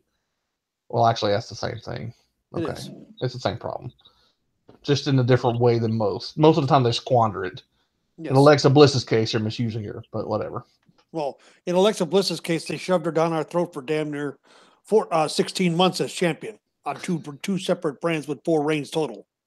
She should have never gotten in the ring. She should have been a valet. That was a perfect role for her in NXT because she could talk and she could be an annoying little shit and she could get heat. I mean, that's... an annoying little shit. Really? Well, she's 5 feet of fury. She's an annoying little shit. That's what she is. Yeah, she looks like, a freaking angel fell to earth. Like God was having a good day when he made Alexa Bliss, okay? I'm sorry. I'm a guy, okay? Am I supposed to pretend that she's not hot as hell? She's hot as hell. But she's an annoying little shit. She's a jackass. That's her character. She's an idiot. I'm not an idiot, but I mean, well, she is the itch on your back that no matter how long you try to no matter how many times you try to reach it, scratch it, whatever, you can't get rid of it. Yep. The annoying itch. Or that one annoying fucking fly when you're trying to sleep. Yeah. That buzzes around your head, lands in your ear, and wakes you up just as you're starting to sleep. Wakes you up. But this, you're exactly right, and this is what kills me about WWE, modern wrestling, and whole too. That's the fact that she shouldn't be in the ring is not a bad thing. One of the greatest wrestling personalities of all time was Bobby Heenan. And Bobby Heenan spent the majority of his career as a manager, not in the ring as a wrestler, as a manager. And yet Bobby Heenan is an all-time great. Why? Because there is a role for non-wrestlers on the freaking wrestling show. They don't all have to get in the ring, Vince. Alexa Bliss could have been just fine as the heel valet she was meant to goddamn be. Blood pressure, Biff. Blood pressure. I'm not married anymore. I don't give a crap. And the thing with Bobby there, the times that he did get in the ring and finally get his comeuppance, had everybody, the roof would blow off the place. So I agree with you. Alexa should be a valet. Once her comeuppance comes, same thing is going to happen. Once somebody finally gets to lay hands on her and give her what she deserves, the place would explode. People will be throwing their babies in the air, as Jim Cornette would say. The problem is Alexa Bliss is afraid to take a bump. She tries to land on her feet every time she takes a big bump. Yeah, I saw that. That's one way to blow your knees out, kid. Yeah. She's afraid to get hurt, I think. Well, how many times has she had her nose broke? Who, Alexa? Yeah, she's had her nose broken at least a dozen times. Oh, I was not aware of that. I wasn't either. Let's see, Bailey broke it in NXT, Asuka broke it in NXT, Eva Marie broke it in NXT. There's 3 that I know of right now. She had her nose broken on the main roster by Becky and by Sasha, both. Because the girl has a problem of leading with her face. Okay, wait a minute. Some of these broken noses are a result of different things. I think with Asuka, it's a result Asuka hits hard. With Sasha, it's the fact that Sasha doesn't like her. With Eva Marie, Eva was incompetent. So there's different reasons for these broken noses. Yeah, but she's still. The thing about it is that Alexa has not learned. Don't lead with my face. Well, it's her second best asset. That's the problem. That's why she gets a busted nose. She always sticks her face where, out there to get, please, fuck people. That's not the only thing she sticks out there, but I digress. Yeah, she sticks her biscuit butt out there, but that's another thing. I like that. I'm a biscuit man. Okay. One last thing about Raw, and then we'll move on to SmackDown. The B-Team barbecue. Jump in here, Five. This is on you, buddy. I'll actually have to admit that was the part of Raw from basically there on that I didn't get to see, and I didn't see the highlights of the barbecue. From what I heard, it was an entertaining little segment. And yes, it was. A food fight broke out, and Curtis Axel and Bo Dallas wound up wearing. Bo Dallas wound up wearing baked beans, a whole tray, a 4-inch tray, stainless steel tray of baked beans, and Curtis Axel wound up wearing potato salad. Both of them were wearing it on their head. And that whole segment's leading to a match next week, right? Where it's whoever wins. It's because the B team, his pressure is trying to get a title match for the Raw Tag Team Championship. So what are they going to? What this barbecue was about was to convince the rest of the tag team division to allow them to skip the line and go to the front of the line, based on the fact that they won 2 matches in a row. Over Breezango, of all teams. Well, there you go. I mean, so that's what's leading to the tag team battle royal, which the last time they did one actually was pretty damn good.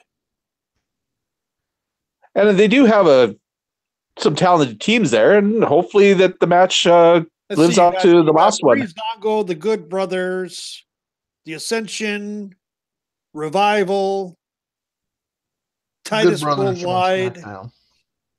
There's 5, and then you got the B team, which makes 6. Well, and Anderson, I'm missing something. Anderson and Gallows are on SmackDown now, so they're not on Raw anymore. Okay, but you got 5 or 6 teams there. I can't remember who all they were. Authors of Pain are in there. I didn't see them in the ring. Oh no, not in that one. Hang on a second. I got the full list here. We had the B team. We had Curtis Axel and Bo Dallas, obviously, kind of leading it. The Ascension, the Fashion Police, or Breezango, whatever you want to call them. Heath Slater and Rhino, Titus O'Neil and Apollo Crews were in there, and the Revival. Yeah, or as you call the North Carolina Wrecking Crew. I like that name.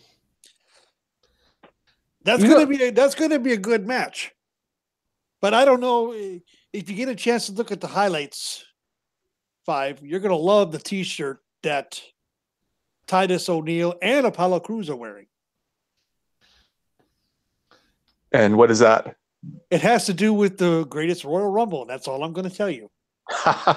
I can imagine where that's going. So yeah, no, that'll be entertaining. I heard that it was a great and entertaining segment, and you know what? There's a place for a comedy. Like, I've always had a soft spot for some comedy wrestling, as long as it's done well. And from what I heard, a lot of people were fairly entertained by this segment, and I'll definitely have to check it out. Yeah, because a food fight broke out and a brawl broke out. I have a mini soapbox here. I'm afraid that I've burned through a bunch of soapboxes already. But this one's not going to be as fiery. This one's going to be a good point for conversation. I want y'all to listen to this for a second, and I want to get opinions, because I think there's some value, there's some merit here. I did see this segment, at least most of it, and if you're just talking about the segment as a standalone segment, it was entertaining, because there's something to be said about comedy tag teams. There's a place for comedy tag teams. Here's the problem on Raw. I'm going to run through the tag team division as it exists right now, okay? And I want you both to tell me if you see a trend in these tag teams. You got your tag champions, Matt Hardy and Bray Wyatt, the leaders of worlds. You've got the Ascension, the Fashion Police, the B Team, Heath Slater and Rhino, the Authors of Pain, the Revival, and then you got Dolph Ziggler and Drew McIntyre, who are kind of a pairing, but they're not wrestling in the tag division, really. They're kind of wrestling singles feuds. They're just kind of a two-man troupe right now, so set them aside for a second. What's one common trend among the majority of the teams on Raw right now? Comedy. Yeah, there's no serious comedy. Yeah, there's no serious team, arguably, other than the Revival and Authors of Pain. Right, and the Revival are a non-issue, as much as it hurts me, and the Authors of Pain are not even on TV now. They've missed the last couple weeks. So your tag champions are basically a comedy team, even though it's not pure comedy like Heath Slater and Rhino. It's more like bizarre. It's not the comedy of the Heath Slater and Rhino, or the Fashion Police, or the B Team for that matter. But I'm going to tell you right now, give WWE time, and they're going to have T-shirts made up just like those two do it. And I'll tell you right now, there are already people in the crowd making white T-shirts up with a black B on them. Yeah, that'll make money. It'll make money, and I'm not even saying the B Team is bad. I like Bo Dallas and I like Curtis Axel. The team itself is not the problem. The problem is the booking. Yeah, there's tag wrestling is one of my favorite things in all of wrestling. I'm a tag team mark. I always have been. I mean, I grew up, watching, Mid-Atlantic tapes, and Mid-Atlantic was always heavy on tag team, so it's no great shock. But, it's like tag wrestling, comedy tag wrestling is good in small doses. But the problem with the B Team is that they are trying to be a comedy team in a division that's filled with comedy teams. There's no contrast. You need serious heel teams to play off of. Otherwise, these tag matches are going to be nothing more than low card fodder. You know, a comedy team is not going to be a super team, a super draw, unless they have some valuable heels to play against. You know, the New Day was great because the New Day had some good heel teams to work against. When the New Day is just doing their comedy routine like they are now, it's not as interesting. It's kind of old hat. It gets old after a while. You've got to have antagonists for the fun team to go up against. And when you have a division that's almost 90% comedy teams, there's no antagonist there. Now, the Authors of Pain could be that team, but apparently they're lost in the ether somewhere. The Revival should have been that team, but I'm guessing Vince lost faith because of their injuries. That is one of the biggest issues on the main roster overall. Look at Becky Lynch and her WWE SmackDown title run, Women's SmackDown champion run. Yeah. Shortly after she won the title, she got ill, then she got hurt. And what has happened to her since then? Jobber to everybody. Vince and creative lost faith. Sorry, MM. I know how much you love her, but it's the truth. Same thing happened with Bayley. You know, how they lost faith in Bayley, I have no idea. Bayley is so far down the roster right now, she can't see the bottom of it. I say buried, she's so far buried, she can't see the bottom of it. And what killed her was the 3 matches with Alexa Bliss. And the last one, the kendo stick on a pole match, where she got the kendo stick but didn't use it, hesitated, lost it, and got it used on her again by a 5-foot irritating little shit that I call a gnat.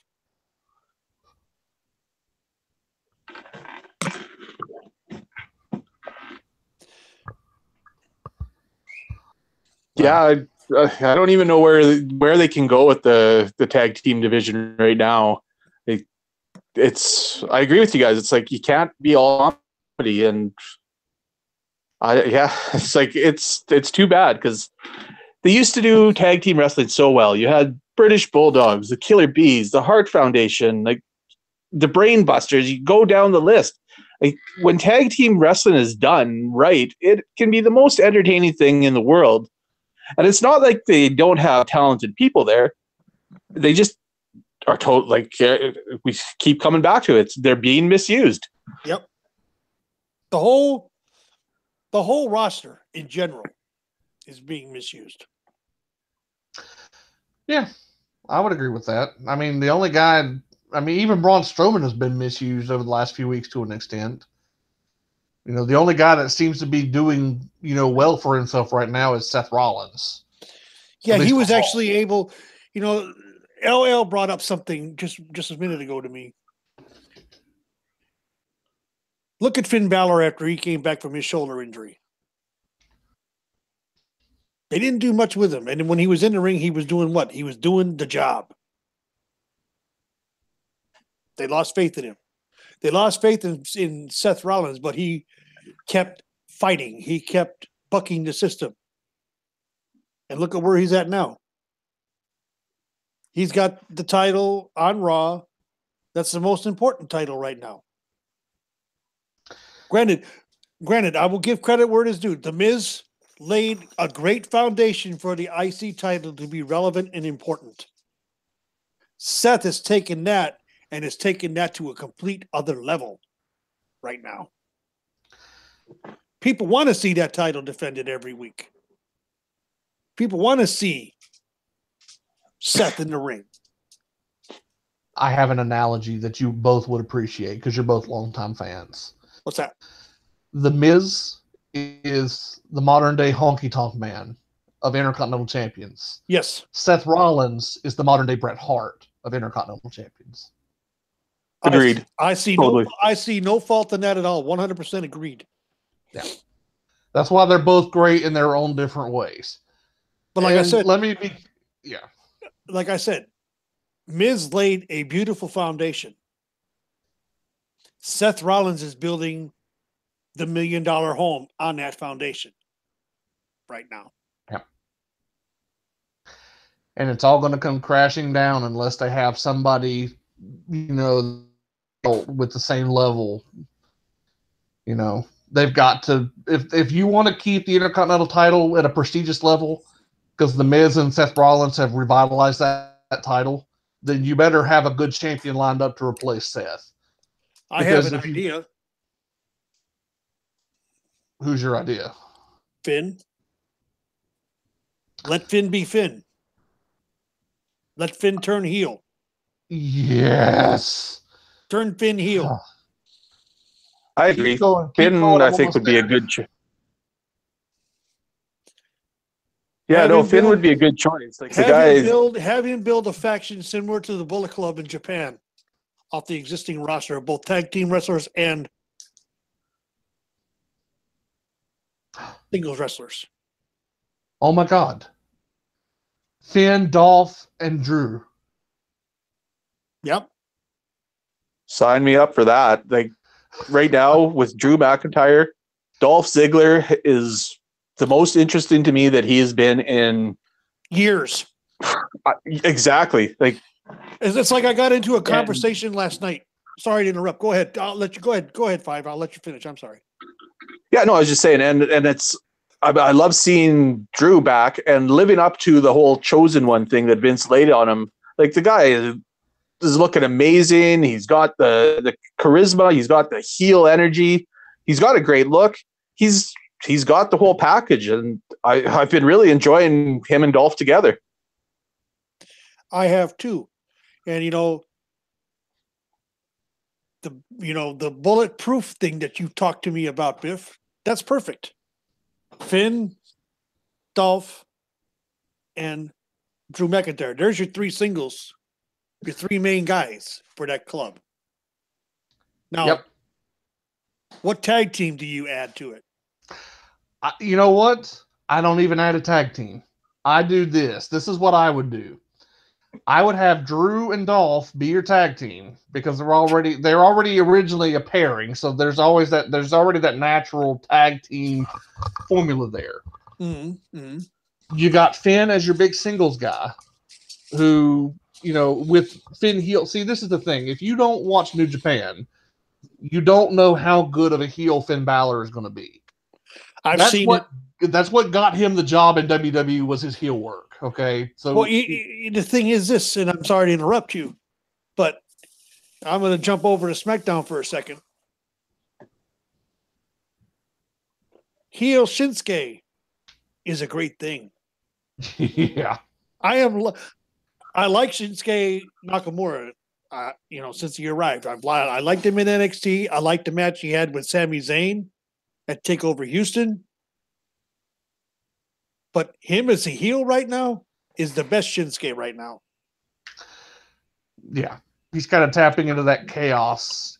I'm seeing it and I'm going, ooh, if people are smart, they'll go look it up. It's on YouTube, folks. Type in Shinsuke Nakamura chaos and you'll see what an asshole he really can be. Well, he used to come to the ring wearing strippers. He had strippers for his entrance at the Wrestle Kingdom show, and he wore one like a mink. So yes, you told me about this. Yeah, I mostly enjoyed it because of the strippers, but that's just me.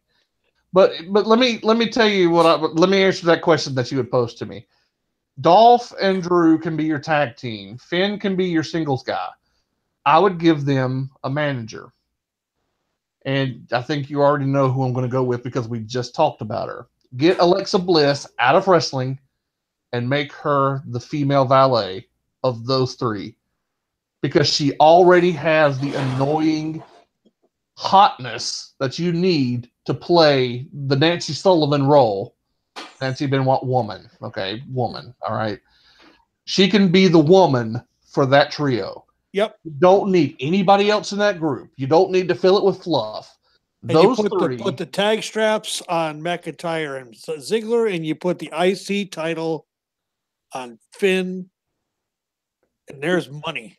Right. And then when you're ready, when that heel stable is ready to pop, you spin Drew McIntyre out as a babyface, a badass ass kicker, and there's where you go for your world title level guy. You can spin Drew McIntyre out, and you can push him to the world title. God dang, people shit on fans booking all the time. We're sitting here shitting out gold, people. And it's simple. The whole thing is simple. Yeah. Simplicity in the wrestling industry is what works, people. Yeah. Everybody on this panel would agree with that. I agree. Simple stories. That's all we need. That's all I need to have my attention. It took 90 seconds to come up with that idea. 90 seconds. All I said was heel Finn Balor. And that was it. You ran with it. You know, MDS and myself have talked about this over and over and over. One of the greatest singles bookers in the world right now is not in the United States. He's in Japan. I can't give credit to Gedo. It's just against my nature. I'm sorry. Gedo is good for one simple reason. Memphis Wrestling. He is a huge fan of Jerry Lawler. And he books a lot of the singles matches in NJPW like the 70s, 80s, and 70s, 80s Memphis Wrestling. And ladies and gentlemen, it works today. Those storylines that they did back then will work today. It's working over in New Japan. And Brian James is good. He sucks at singles wrestling booking. Tag team wrestling, though, good. Why? He was a tag team wrestler. He understands the psychology of tag team wrestling better than most.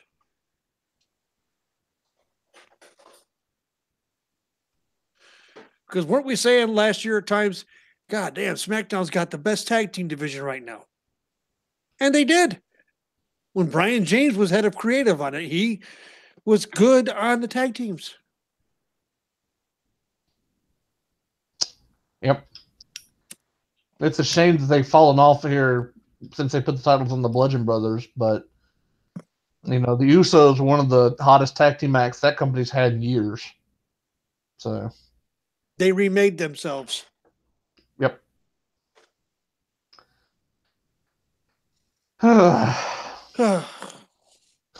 We both had the same reaction. Resign selves. Was something interesting. You know what? For my money this week, SmackDown was the best overall show that WWE put out. Not necessarily the best matches, but overall, because I'd have to say the best match went to 205 Live. But for an overall product, for an overall show, I thought it was great. There was good matches. They had a good opener with Samoa Joe that led into the main event. I was dreading the dance off, but even that turned out to be entertaining and it forwarded the story. So, I don't know. Like I said, it was the best show of the week for me. There's only one problem that came out of that dance off that kind of troubles me. You've got the mixed tag team next week.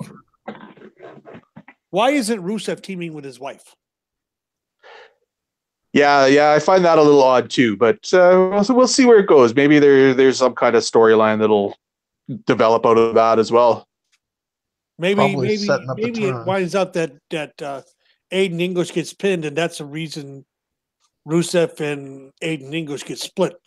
That's what I'm thinking. That's what I could see happening too. Yeah, because Alana in the damn ladder match for the Money in the Bank briefcase. Ugh. No.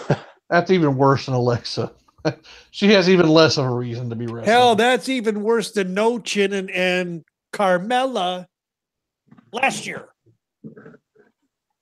If Alana wins that damn case, I'm going to watch the internet burn to the ground on Monday. Yeah, that I can't foresee them putting the case on Lana. That's just please don't do that. Oh, ye of little faith. Well, you tell Vince McMahon he can't do something and watch what happens.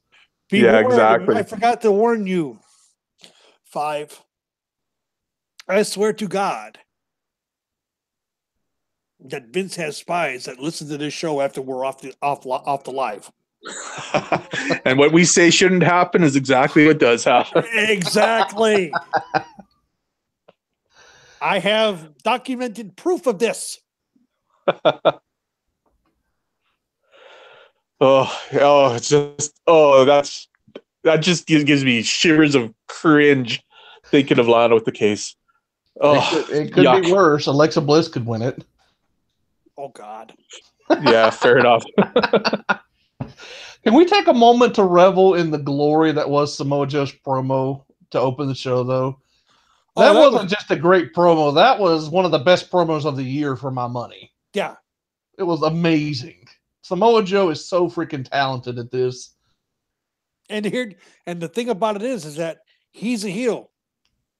Okay? He's getting face reactions. He's becoming a popular guy. You know why? Because the heels are the only ones that are allowed to be freaking cool. And people like cool. There it is again, that resigned sigh. That's becoming a recurring trend with WWE. It is, because it's the truth. Well, I know it. We're seeing glimpses of the old Attitude Era rearing its head. I know it. Where the cool heels are what everybody likes. And they will shit all over their faces. Because how many good faces do you have in the company right now? 2? Maybe 3? Yeah. You got Daniel Bryan, AJ Styles, and Seth Rollins. And Braun Strowman, I guess, would make 4. Yeah. But, I mean, who else you got? Finn? Well, shit. Roman Reigns said the best way to turn him heel, send him over to SmackDown, turn him loose on Daniel Bryan. Oh, fuck yeah. I heard that, LL. She's like, oh, yeah, she's right. Because she's the one that she has suggested it. She has suggested that on this very show before. Yeah. You want Roman to have nuclear heat? Have him be sent over to SmackDown. Have him beat the holy shit out of Daniel Bryan. There's your heel turn for you, folks. The second most beloved character in WWE history, Daniel Bryan, right behind the Undertaker. With Daniel Bryan back from his concussion stuff and all this other crap, and then Roman just goes over there and just lays waste to him. You realize that would actually They would get have Roman to smuggle cheered him eventually. out in one of those cases, in and out of the ring, in and out of the building. Yeah, but that would eventually get him cheered too, because as soon as he goes cool heel, Roman would actually start getting cheered for once. Yeah. So it's like when he took down Triple H in Philadelphia, where he had won the Royal Rumble earlier in the year, and he speared Triple H through the floor, as Michael Cole said. Philadelphia went absolutely berserk. Another golden opportunity they missed. you could write a book on the golden opportunities they missed with Roman Reigns. It just is what it is. I can't count the amount of opportunities they've missed with Roman. Suffering succotash was a bad idea. That was the most ridiculous promo I ever heard from anybody. And I've heard some bad ones in my lifetime. The only heel turn that will really work is against Daniel Bryan. Mm-hmm.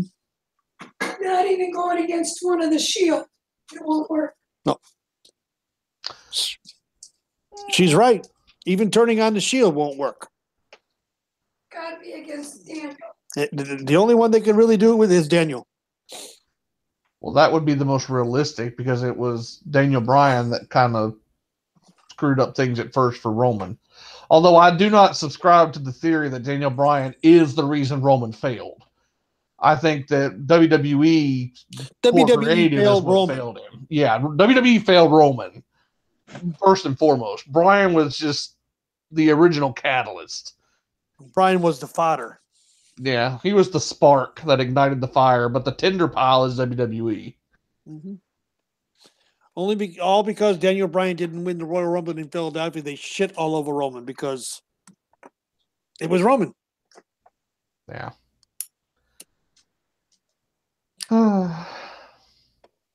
Sigh number 25. Yeah, no kidding. Have you noticed? 5? We sigh a lot here. Well, it's when you're talking about WWE, sometimes it's the only thing you can do. Yeah. Like, you're right. Like, they've screwed up Roman so badly at this point that I don't know that if he's even salvageable. I mean, I would love to see him go and destroy Bryan, turn heel, and maybe something comes out of it from there. But really, what else can you do with him at this point? I don't think it would work, even if they turned him on Bryan, to be honest. I mean, it would work to some level, but honest to God, like I said, they would have to smuggle him out in one of those road cases.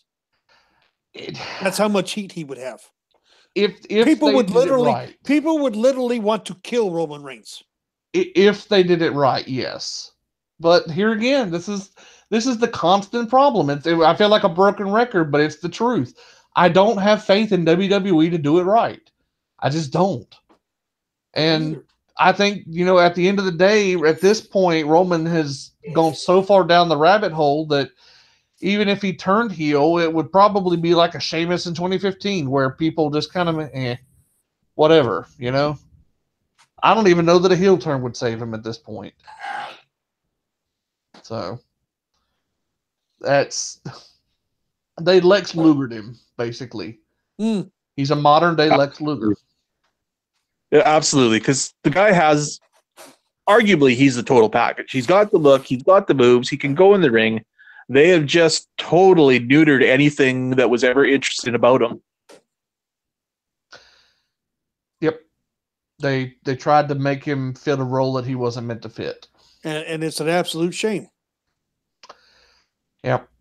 There's two fatal flaws with Roman Reigns. The number one flaw is that he was a round peg in a square hole. It was the wrong role. They tried to make him into John Cena 2.0, and he did not need to be John Cena 2.0. That's the big problem. The second problem is one that Roman couldn't control, and that's the fact that there were more interesting characters than him. There were better workers. He's not the best worker on his show. Seth Rollins is better. Finn Balor, in his own way, is better.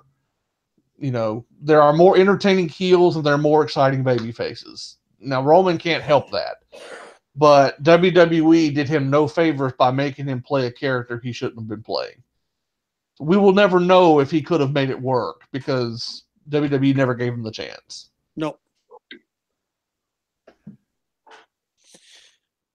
Now, LL brought up something interesting that I'm going to throw out there because we had a triple threat match. Initially, the match was supposed to be Samoa Joe, Daniel Bryan. But Big Cass somehow interjects himself into it, and it becomes a triple threat.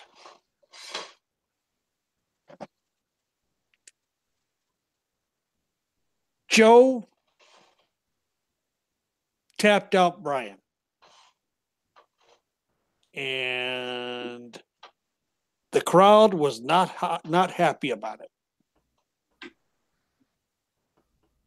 Here is the problem that's happening again that I was afraid of when Daniel Bryan was cleared to come back. The fandom, especially the Daniel Bryan fans, want him in the main event picture again. They want him to have the forever run with the title. Hell, they probably want him to break Bruno's 8-year reign.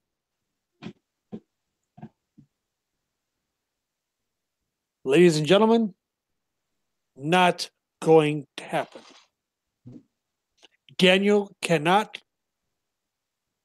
I love Daniel Bryan. Don't get me wrong, but Daniel Bryan cannot compete at that level any longer because of his concussion history. One more serious concussion could turn him into the next Chris Benoit.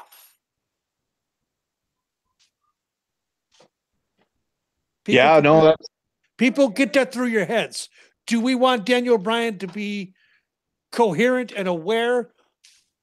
Or do we want to read about Daniel Bryan after he retires 5 years later, killing his wife and his kids? And then himself, just like Chris Benoit did. I don't.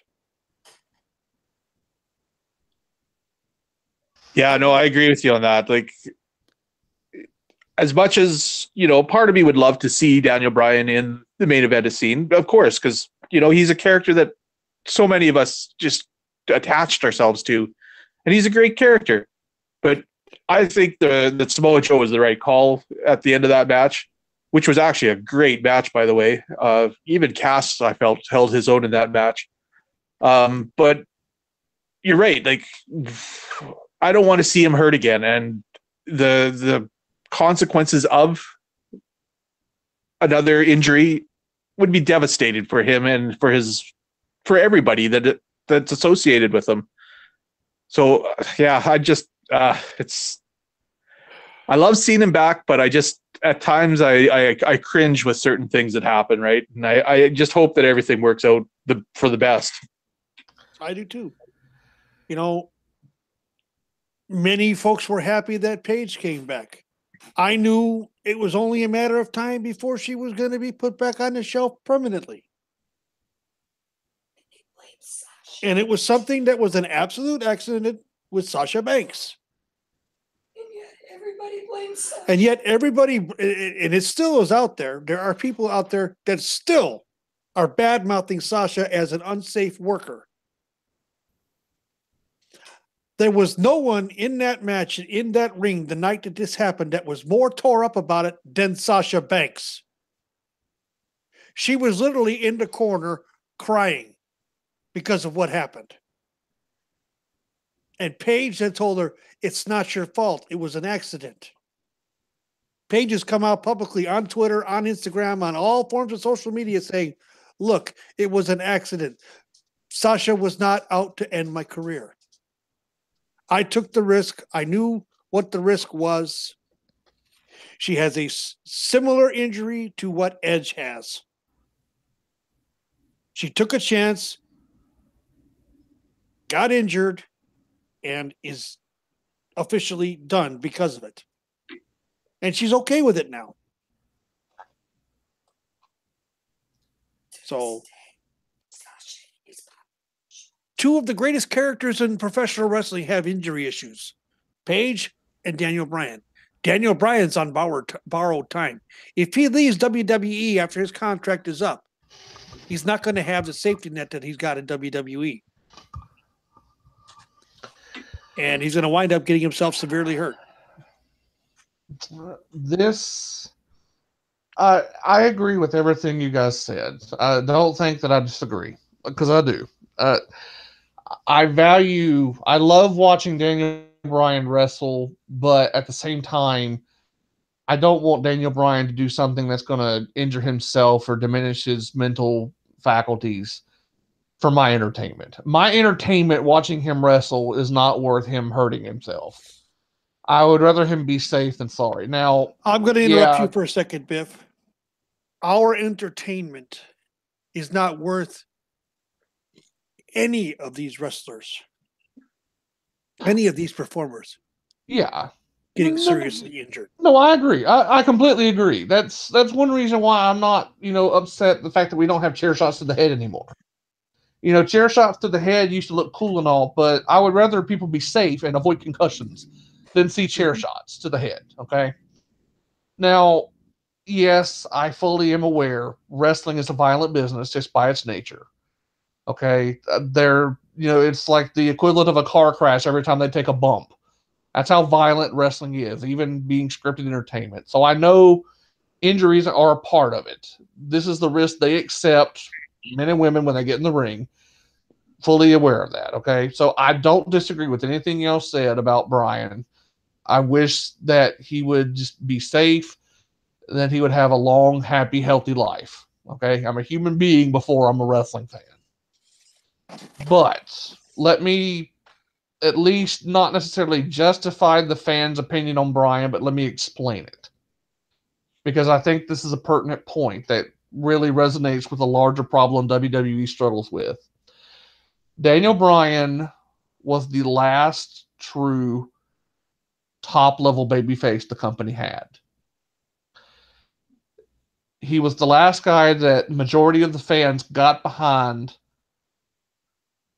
that was a true top-of-the-card guy. Seth Rollins is developing that following now. Braun Strowman is developing that sort of following, but they're not the true top guys.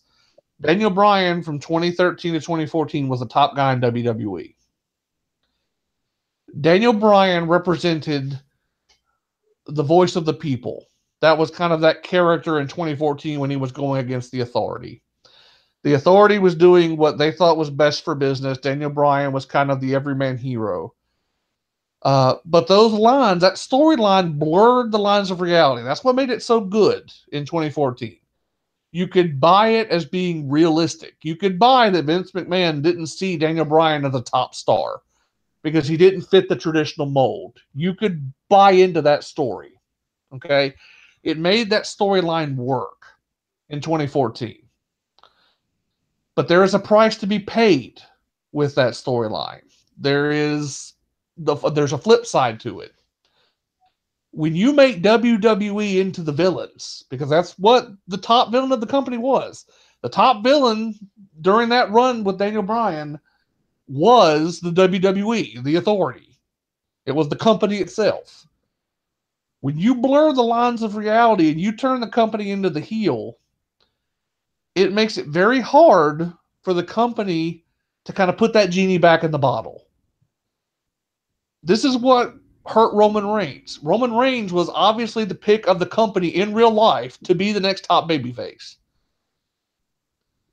If you take the agency away from the fans and you take their voice away and you make them like someone that they don't choose themselves, they're going to reject it. Because the genie's out of the bottle now. Pandora's box is open. Okay, you've crossed the Rubicon here. There's no turning back. You gave the fans agency with Daniel Bryan. They felt like they pushed somebody to the top of the card. Because in a very real sense, they did. It was fan backlash. It was fan support for Bryan. It was the Yes Movement catching on. That's what put Bryan in the main event at WrestleMania 30. The fans felt like they had a voice, and they saw their guy win. Daniel Bryan is the last guy that truly fit that role. People thought they had lost that when Bryan had to retire because of the issue. Well, now Bryan's back. The champion of the people has returned. They see Bryan and they remember Bryan was our guy that fought for us and gave us a top babyface that we wanted to root for. They see Bryan coming back into a scene where the company really lacks that same type of top babyface. I think that the reaction that Daniel Bryan fans are having is a natural extension of the fact that there is no top babyface in WWE, not on the same level at least. And there's a hunger for the fans to have that back. And because Daniel Bryan was the last true top babyface they had, it is a natural gravitation towards Bryan again because they want that feeling back. WWE has never given the fans another Daniel Bryan type moment. And it doesn't just have to be the underdog. Okay? It's not just underdog characters. Braun Strowman is not an underdog, but he could give the fans what they want. Seth Rollins does not have to be the underdog, but he can give the fans what they want. It doesn't have to be an underdog babyface. It just has to be a babyface that people want to get behind. Roman Reigns, not everybody wants to get behind him. He has his fans, but he has a lot of detractors. Daniel Bryan is someone that the majority of fans would get behind. Okay? That's why this push is so strong now in his fan base. They want to recapture what they had in 2014. And so while I don't agree with them, and I don't think it's best for Bryan, and I don't think it's best for the company, I can at least understand why the fans feel that way. There is a justification for it, even if it doesn't need to be the case. I can appreciate where the fans are coming from. I don't think they're wrong for feeling like this. They want that guy to root for. AJ Styles is a good babyface champion, but he's not the top babyface. He's just not built that way. He's a better heel than he is a face. Shinsuke Nakamura was not going to be that guy. He's also a better heel. Okay? Daniel Bryan can be the babyface in a perfect world. There's just mitigating circumstances that make that option unattractive. But that's why the fans are clamoring for it. They need somebody to believe in. Bryan gives them somebody to believe in. This is a big reason why I want Johnny Gargano on SmackDown. Johnny Gargano can be the next Daniel Bryan in more ways than one, if they book him right. He's not a surefire guy, but he could be the guy if they did it right. SmackDown in particular, but WWE overall needs a baby face that people can get behind. On Raw, that's either Braun Strowman or Seth Rollins. On SmackDown, they really don't have that guy right now, and so they gravitate to Daniel Bryan. You give them another star that they can get behind, and I guarantee you they're going to be a huge success because the fans are so hungry for it. What say you, Five? Yeah, no, I agree with that. And I think Johnny would probably be the best choice out of anybody right now. Either him or, I don't know, I can't think of anybody else right off the top of my head. Possibly Ricochet. Those would be guys that I could see myself pulling for on the babyface side. But yeah, I agree. Like, you got to give the fans an option so that it doesn't have to be Bryan. They need something other than Bryan right now. If you want contrast, do Aleister Black. Aleister Black could be the perfect contrast. Yeah. Hell, Velveteen Dream could be a contrast. I love Dream. I think that he is great. And for as young as he is to be doing the things that he's doing right now, he's just going to go flying up. Like, the talent level there is unbelievable. I just don't know that character is going to translate onto the main roster. The problem with that character is that he knows how to wrestle. There's no denying that. The guy, the kid's amazing, and I love him, and I'm so pumped to see him and Ricochet tear the house down. God, that match is going to be so good. I can't wait for that match. That moment after the NXT match where he flipped over the rope and then just walked up to Dream and said, "Hey, let's do it!" Like, oh wow, sweet Jesus, yes, jeez, wow, is that yes. that was probably like unbelievable. You talking about the Aleister Black Velveteen Dream build? No, the Ricochet and Velveteen Dream thing from NXT just this week, where after Ricochet's match with Dijak. Oh yeah. I saw that. Like, oh, unbelievable! Like, man, did I? Wow. I got the vapors from that. I ain't gonna lie, that was so badass. LL just brought something up to my attention, and I want to throw this out there for you two to mull over for a few moments. Daniel Bryan is the modern day Dusty Rhodes. You yourself said it, Biff. He's a Kermit. He is a common man's wrestler. Yeah, he's the everyman, the voice of the people. And what was Dusty's famous thing? I wrestle for the people. The people are the ones that give me my strength. I've dined with kings and queens, but I've also lived off pork and beans. I've dined in kings and queens and slept in alleys eating pork and beans. Yep. That's right. Yeah, I buy that 100%. That's a good catch from LL. Now, Daniel Bryan is, let's say, a little bit of a better in-ring tactician than Dusty Rhodes. Yes, I will give him that. But overall characterization. Yeah. And I don't mean that as a shot at Dusty Rhodes. I love Dusty Rhodes. So. I'm not knocking Dusty Rhodes for his in-ring, because for a man as big as he was and as heavy as he was, he could fly. He could go. More moves than a bowl of Jell-O. So, and he could literally fly. His cardio was better than anybody's, and he was a big man. And we're not knocking Dusty. We love Dusty. Yeah. Dusty was awesome. I don't diminish Dusty at all. I mean, Bryan is just a better in-ring worker, but that's not a knock on Dusty. But yeah, the overall comparison I think is spot on. Same basic principle. Bryan is the everyman. He represents, what the fans want. What the fans want is somebody to believe in. That's why that Seth Rollins character is so good, because it's believable. Yes. It's a redemption story. You want to see the tragic hero redeem himself. That's storytelling 101. That's, like Darth Vader in Return of the Jedi. When he has his big face turn, you didn't know you wanted it until it started to happen. Yeah. And then you see it happen, and you're like, God, that was good. It's like the redemption arc works.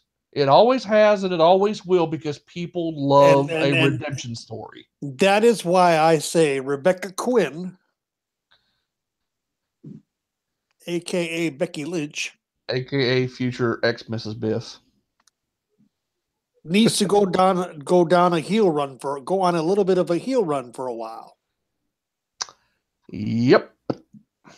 And with that match that's coming up next week, perhaps we see the start of that. Very possible. Yeah, I was thinking that too with the Charlotte Flair Becky Lynch match. We need to take a moment to let Metal Matt compose himself, though, because he's gonna be like, no, his famous line is, no, she doesn't need to turn heel, just book her better. Your argument holds no water here, Matt. We've discussed this. You and I have discussed this on several occasions. You have no power here, Matt Stormcrow.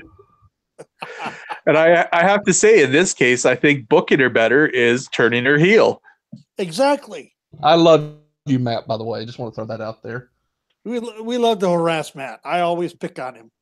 Every show I bring him up when we start talking about Becky Lynch, because he is the Uber mark for Becky Lynch. He wants Becky to have the title for 100 years and retire and defeat Moolah's record and all that. He'll flat deny it, but I know better. Well, I understand Matt's argument. They should have booked Becky better. They shouldn't have had to be in this position with her. Well, the problem is what happened right after she won the title. She I know. was sick and she got injured. I know, but I also think they never really gave her a chance after it either, because they wanted to put the title on Alexa Bliss, which that decision to this day still pisses me off, because Alexa wasn't ready for that title run at all. And it single-handedly sunk that entire division for a year. It never really recovered, to be honest. No. I saw that. I saw that little net here where I live at a house show. And I couldn't buy her as a champion. And it was a godforsaken tag match she was in, and I still couldn't buy her as WWE SmackDown Women's Champion. There's absolutely no way in hell she should have defeated Becky Lynch clean. to get the title. No, I agree with you on that. And, nothing against Alexa Bliss. Like, I'm glad she's there. I'm glad she's doing whatever. But as a champion, you need to look like you can hold your own against some of the Goliaths that are in the divisions. I mean, she's tiny. Like, there's not every woman in the women's division towers over her for the most part. And she just doesn't look believable as a champion. No. So, you got to have some credibility there. Like, at least Charlotte, or Asuka, if she ever put the belt on her, you've got believable champions right there. Like, somebody that you can throw behind looks like they should have a belt around their waist. Well, I have no problem with Alexa. I love her. But she, a short title reign would have been good. She did not need to hold the titles as long as she did. I've got to interject a point. I got to reinforce something you just said, because you hit on something. I don't even know if you know it, but you hit on something very prolific right there. Here's the problem with Alexa Bliss. The character that she played, that, undeserving champion, it's not a bad character on the surface. There have been storylines in the past that have been used, that story arc, to great effect. Honky Tonk Man, we mentioned. Honky Tonk Man was king of using cheap tactics to retain his title. And people wanted to see him beat for that title. They didn't believe he was a worthy Intercontinental Champion. That's what made him such a good champion, okay? Was the fact that he wasn't a good champion in the eyes of the fans. This storyline can work in the right circumstances, but here's the problem. The women's revolution, or the evolution, whatever term you want to use, is predicated on the women being treated as seriously as the men. When you set that up as the paradigm for your entire division, you can't have a cheap heel hold the title when you're simultaneously trying to build credibility in the division. The champion has to be able to work in the ring. Otherwise, it runs completely counterproductive to the themes that you're trying to push. Exactly. Alexa Bliss was the wrong champion at the wrong time. Exactly. That's what killed that. Alexa Bliss, if Alexa Bliss had come along 10 years later, if we're 10 years into the future and WWE has put on, 10 years worth of amazing matches with Sasha and Becky, Charlotte, Nikki Cross, Ruby Riott, Sarah Logan, Sonya Deville, you have this, legacy of the greatest generation of female performers. You build that legacy up. It is established. People buy into it. The casual fans accept it as truth. Then you bring Alexa Bliss in. Then you bring the undeserving champion that comes in and tarnishes the legacy. She can't tarnish the legacy right now because the legacy hasn't been made yet. No. If you bring Alexa Bliss in 10 years down the line, or you bring Carmella in 10 years down the line, it would get over so much better than it is right now. It's too soon. It's not the right time for that type of story. That's what killed Alexa, and that's what's going to kill Carmella, in my opinion. I see such parallels with those two. Mm-hmm. Though in Carmella's case, I don't foresee her holding the title terribly long. She's just being a place marker for Asuka to kill her. So when that comes along, I think we'll all be rejoicing at that point. Which I hope is coming up in the next pay-per-view. I disagree. At Money in the Bank, I hope Asuka destroys her. Absolutely destroys her. I hope so too, but I don't see it. I don't think Asuka's winning the title. I think Carmella's holding on to it. I think that Carmella's going to hold that title for a few months still, sadly. So, I really do. Well, I hope you're wrong, but I do too. No, trust me, I do too, man. I hope I'm wrong too. So, please don't take that as what I want to have happen. I would love to see Asuka beat Queen Bee on SmackDown and just murder, death, killing everybody. But yeah, I'd like to see her win the title Sunday, and then the Tuesday night after, Nikki Cross shows up. on SmackDown. Now that Yes. would be interesting. Yes, that would be good. And you know what else I would like to see in metal, Matt? Full Metal, buddy? I'm tossing this out to you. Because I saw in the chat you were talking about Becky needing the briefcase. If Becky Lynch gets the briefcase, let's say Becky Lynch wins Money in the Bank. You want to tell a great story with Becky? Here's the story you tell with Becky. She's got that briefcase. Internalize the struggle in Becky. Does she use the briefcase in a cheap way and steal the title? Or does she call her shot and try to be the Seth Rollins of the SmackDown Women's Division, where she proves to herself that she can get it done without having to be cheap about it?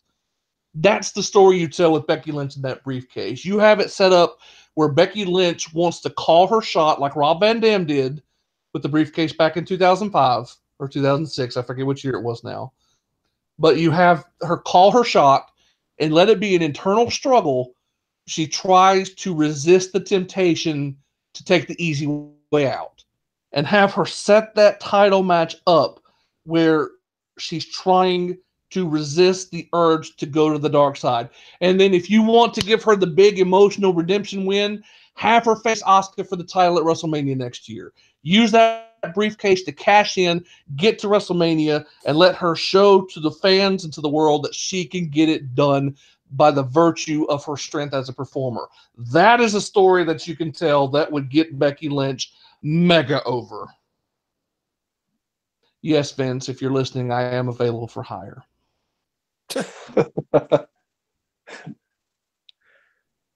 Yeah, I agree with you. And you can even go the other way with that, where she calls her shot, but then the opportunity arises and she gives into the temptation and takes it the cheap way. And that story works as well. It just depends which way you want to go with it. It gives you options. It gives exactly right. You got it. Ding, ding, ding. You can have it either way. I agree with you to a point, Biff, but here's the issue I have with that. Okay? Aren't you the one that is always saying that the Money in the Bank briefcase is a heel prop and a heel gimmick? Most of the time, yes. It has to be a very specific story for it to work on a babyface, which I think this is one of the few ways it could work on a babyface. But traditionally, the Money in the Bank briefcase works best on the heel. Correct. Oh, okay, so you see my questioning, bro. You see my questioning of your booking there. It can work on a babyface if I would rather see her. Now I understand what you're saying about the call the shot. I would rather see Becky Lynch, if she wins the case, take the shortcut, take the easy way out, take the title that way, become a royal bitch to everybody. Even a bigger bitch than Carmella is right now. And believe me, Carmella's doing the bitch part real well. Have her basically rubbing it in the face of Charlotte. And all of it. To where every woman on the roster despises her. The fans despise her. And then she realizes what a mistake she has made. And that starts the redemption story. So basically the Seth Rollins. She'll lose the title and she'll realize what she has done. She has no friends in the back now. None. And, she lost everything because she lost focus on her principles. Lost focus. And then it starts to trek back. So basically, she would be the female Seth Rollins. That's the exact same storyline that Seth pretty much had. Exactly. I'm with you to a point. I would just do it a smidge different. I would have Becky internalize that struggle a little bit more openly. Seth just flat out turned. Seth just went straight to the dark side. But in the end, she caves to the cheap way. Right. I want to see Becky fall. I want the tragic hero story out of Becky. Because Becky is too popular just to flip immediately. I don't think it'll work so well if you flip her on the dime. But if you show Becky descending into that. Okay, I see what I'm gonna throw a Star Wars analogy out here on this. Okay? We talked about four. You talked about 4, 5, and 6, especially Return of the Jedi. Yeah. Episode 6, where Darth Vader, Anakin Skywalker, and realizes what he did and atones for it just before he dies. But in episode 3, his friendship with Palpatine is what turns him dark side. So the case becomes the turning, her caving to the easy way out of taking advantage of a beaten down champion, an injured champion for that matter, to get a title. It's a cheap win. It's the easy way. It's the same thing that Anakin Skywalker did. He took the easy way to become as powerful as he was. He didn't do the work he was supposed to do. So use that and then have her go through the same archetype as Darth Vader until she realizes after losing the title and everything else, after losing everything, including herself, she realizes what she's done. And that starts to turn back. Yeah, this is kind of where retroactive continuity kind of plays a role, because if you were watching Star Wars, when it first come out in theaters, Darth Vader was just a straight up villain. It wasn't until you see the entire series that he becomes the tragic villain, the tragic character. That story doesn't come until later. That whole storyline that George Lucas did, the original format for that movie was 1 to 6. He was gonna start with 1 and go through. Yeah.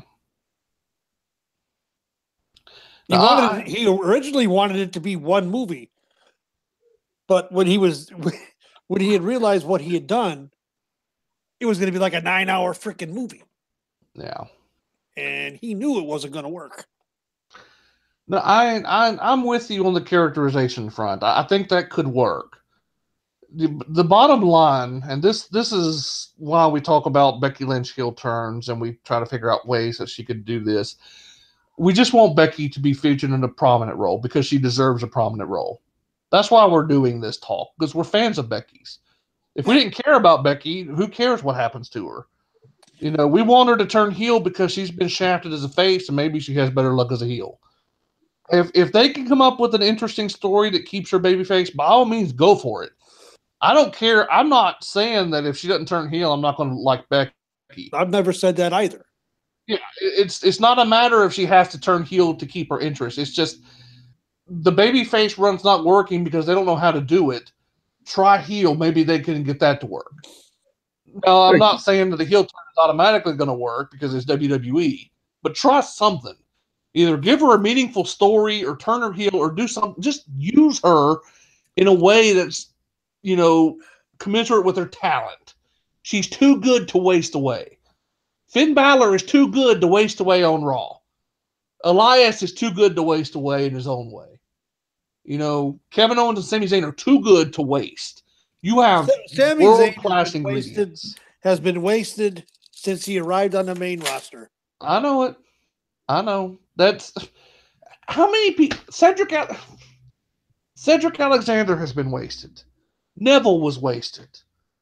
The Revival was wasted. It's like you can run down the list. Tyler Breeze, wasted. You can run down the list. Fandango, wasted. Yeah. All that work Chris Jericho did to try and get him over. Straight down the crapper. This company's MO is we waste talent. For every Braun Strowman, there's 15 people that come up from NXT that just die on the main roster because they don't know what the. You know who I'm most worried about ever coming to the main roster from NXT, and it's an obscure person, Bianca Belair. Yeah, she is. Man, the whole EST thing she's got going on, man, that is on fire right now. Her as a heel, she's great at it. She using her hair as a whip. I'm not too keen on it, but she does what she does. And it's a great visual and such a heel move. Like, so yeah, she's doing great work. And man, like the talent that girl has, like, I agree with you. Like, I hope when she comes up, if she comes up, that she isn't wasted. But they're not. Ember Moon is doing quite well. They're not wasting her yet. Well, yet is the pertinent word there. Yet. I got one that's even more fearsome than Bianca Belair. Who's that? And 5, you mentioned him earlier, Velveteen Dream. I worry because I want you to look, and 5, you brought this up, and you can elaborate on this too. Velveteen Dream, at his age, what he's accomplished so early, if you don't squander that, he is the face of your company in 5 years. Oh, 5 absolutely. Years, he is the face of your company. You could put him on any morning talk show in America and be perfectly fine because he's got the charisma, he's got the look, he's got the talent, he's got the it factor. Yes, he's articulate. Yes. He is the 5-tool player. He is your number 1 draft pick coming out of college in any sport. Okay, he's the number 1 draft pick. And he's only 22 years old. He is everything Randy Orton should have been when Randy Orton was pushed as the Wonderkin. Okay, Velveteen Dream, Patrick Clark is the future of your company. And they're going to find a way. I totally agree with that. They're going to find a way. Totally agree with that. I can see it coming. And they're going to find a way to screw it up. They're going to fuck it up. I can see it coming. Well, yeah, no, I sure hope not, because man, am I a fan of that kid. Like, he is unbelievable. And I agree with you. Like, he could totally be the face of your company. Yep. But you both know that they're going to screw it up. You just know in your heart they're going to mess it up. His moves in the ring are seamless. Seamless. He has natural ability like someone else does on the main roster right now. And that's Randall K. Orton. Everything that they show that kid, it comes to him easy. It's simple to him. This past week, he's a natural at this business in ring. This past week on NXT, Ricochet flipping out of the ring and saying, "Come at me, bro." Not exact words, but that whole, badass look.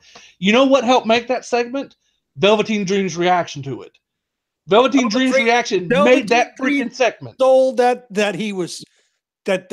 moves shocked and scared the holy loving shit out of him. He dropped the mic. It was a mic drop. That guy has timing out the yin-yang.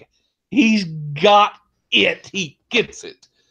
He's a great wrestler, and he's a great worker. And here's the thing. He was a runner-up. He was one of the runners-up. He was eliminated on Tough Enough, and yet he has such a love for this business. And you can go find it if you can find it. It's on. I don't know if they have that season of Tough Enough on the network or not. I think they do. He is the only one of that group that was there that got up in the middle of the night to watch Beast in the East live and admitted so. No one else on that whole group of Tough Enough competitors did that. Patrick Clark did. You can just see that he's got a love for the business and that he takes it so seriously and just adds those little extra touches that so many people miss, but it's those little extra touches that make the character, make him shine. Make you believe that this character is really him. Exactly. Exactly. But Away from the ring, he is nothing like his character. He is a humble kid. He knows he's got a golden opportunity here, and he's not going to do anything to fuck it up himself. I'm going to drop a bomb on y'all. What's that? You're gonna, and at first you're not going to understand why I'm saying this, but maybe it'll make sense. I want him to be released right now. The faster he can get it, because if he goes to Japan and New Japan, and he learns to work over there, let him go become a star somewhere else, and let him bring his star back so that they can't fuck it up. If WWE just tries to make him a star, there's a better than 50% chance they're going to screw him up. Let him go over to Japan and wrestle for 4 or 5 years and make himself a megastar the world over, and then let him come back and be the next AJ Styles import from Japan, where WWE doesn't even have to worry about screwing him up. He's bulletproof at that point. Let him go to Japan. Let him wrestle around the world. Ghetto would cream in his jeans if he could get that kid. He would be IWGP champion within 3 years of going to New Japan. Hell, he'd have the junior heavyweight championship within the first 6 months he's there. Oh yeah. Let him. You know what? Let Ricochet beat him at Chicago. Let him go wrestle on Excursion for 18 months. It don't even have to be 5 years. 18 months is all it would take.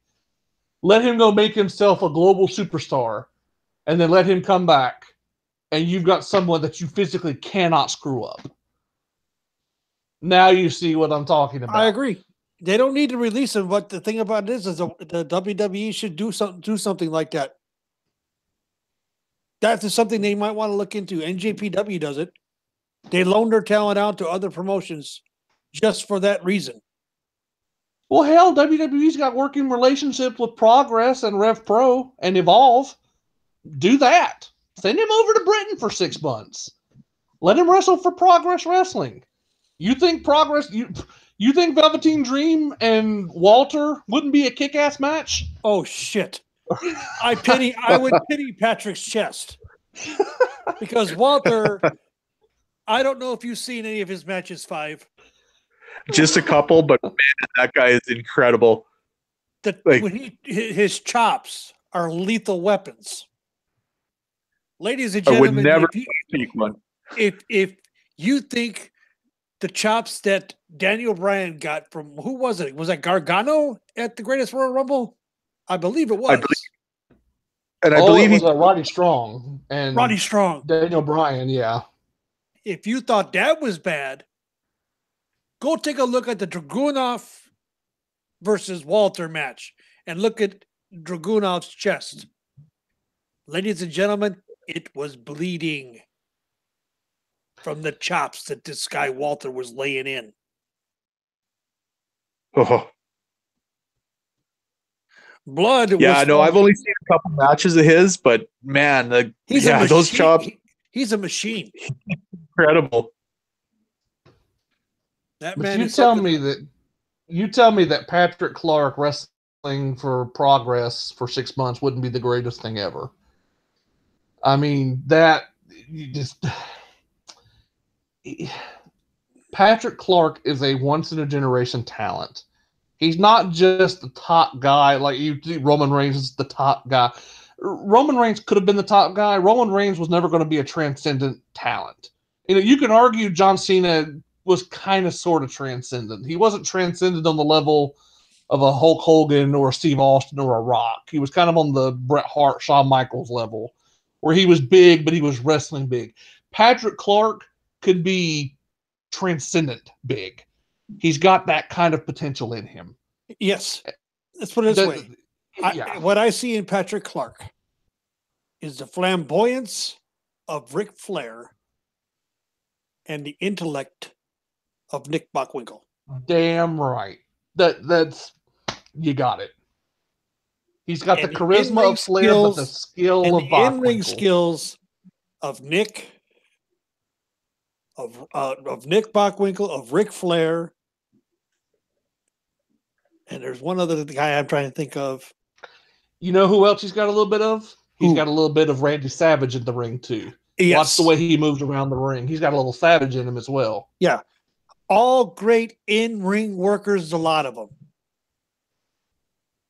The lowest person on it is Ric Flair. But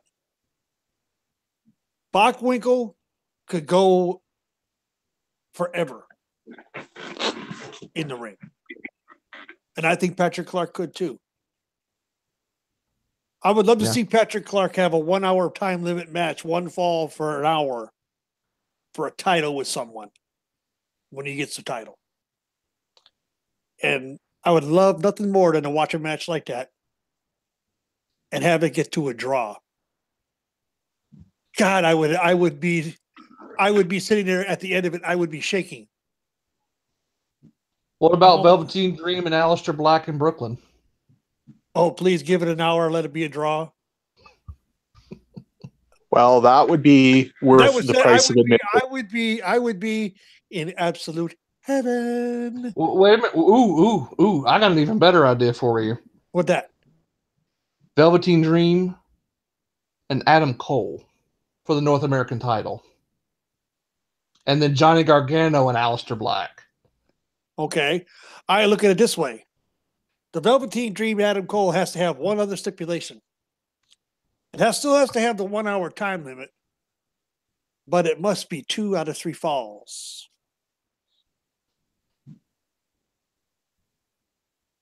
Split the falls, and then the third one goes to a draw. That could, I'd be down for that. You got it. Triple H, call us. We're available. I'm especially available to go to NXT. I'll suffer on the main roster, but you put me in NXT, and I'm going to be walking around with a permanent erection. So, because there's so much talent down in NXT right now. I mean, Jesus, some of the things I could book for Baszler, for Christ's sake. You know what? NXT, people crap on NXT right now. I don't know what they're watching because NXT is on freaking fire. You've got Lars Sullivan and Aleister Black is the least interesting match on that card, but even that match has some value to it. Oh, that match is going to be a hoss fight. That match is going to be a hoss fight. That's going to be a good match. Nikki Cross and Shayna Baszler is going to be a good match. Oh, the tag title match is going to be hot fire. That could be that could be like the freaking sleeper hit of the night. Velveteen Dream and Ricochet is going to be fucking unbelievable. And oh, by the way, Tommaso Ciampa and Johnny Gargano are wrestling. They just had a 5-star match. They're doing the street. That's incredible. The match at freaking WrestleMania weekend, the takeover in New Orleans, was great. I know, I was there. I saw it live. Tommaso Ciampa coming out old school, no music. I know. It was there. My God. I was watching that match and I'm sitting there waiting for his music, and all of a sudden I just see him start walking out, and I'm like, this is old school. It was amazing. I was sitting there going, oh shit, this is good. And I was at work, and I stopped what I was doing and sat down for the entire match and watched it from start to finish. And I'm just sitting there. I was in awe the entire time in that match. That match flowed beautifully. They told a wonderful story. It was ecstasy live. You couldn't wipe the grin off of my face watching that match. Shit, you son of a bitch. I love being at WrestleMania. I love the fact that I finally got to WrestleMania, but nothing will compare to TakeOver. That night, watching that ladder match, Aleister Black win the title from Andrade Cien Almas, and then watching the main event with Gargano finally overcoming Ciampa. Oh, sweet Jesus. That was almost more fun than watching Steve Austin win the world title in '99. Because I got to watch Steve Austin win the WWE title from Undertaker on Raw in '99 in Charlotte. But I think Gargano and Ciampa, just from a pure in-ring perspective, I don't know that I'll ever see a better match live than I saw there. So, yeah, Matt's poo-pooing on Lars Sullivan. Well, Matt, I will tell you this. And look, at the end of the day, it's all subjective. You like who you like. You don't like who you don't like. I would say this. Watch this match with Aleister Black and reassess. If you still don't like him after that, that's fine. That's your right. But if you're not sold on Lars Sullivan, give him a chance in this match coming up, because I think a lot of people, not just you, a lot of people are going to be really surprised at how good Lars Sullivan can actually be. It's not just going to be Aleister carrying him. And Five, I don't know if you would agree or disagree, but Hell, Lars has got something special. Lars Sullivan had a hell of a match with Cassius Ohno. Cassius Ohno was not carrying the match. Lars was.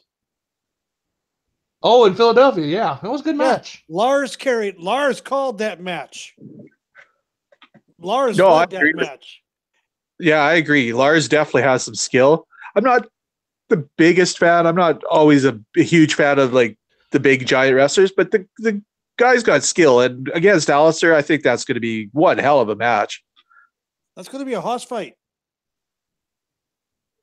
Yeah.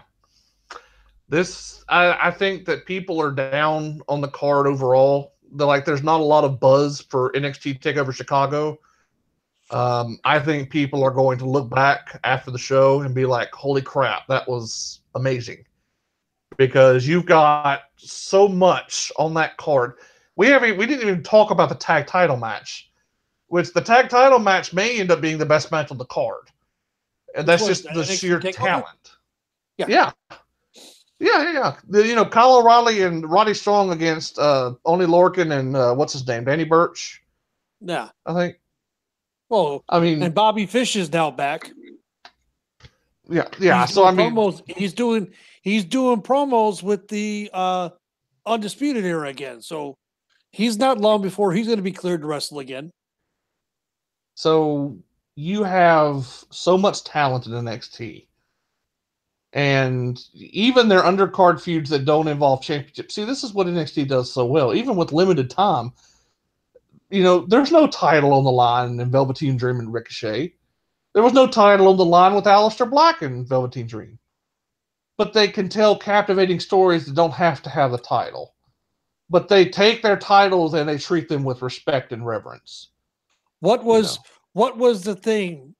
What was at stake in the match between Velveteen Dream and Aleister Black?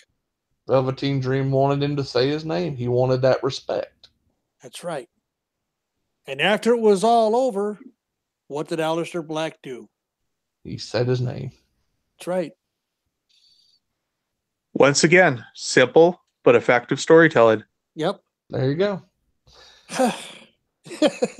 And on that point, guys, it's 1 p.m. Central, and I have to work tonight. I have to be there in 10 hours.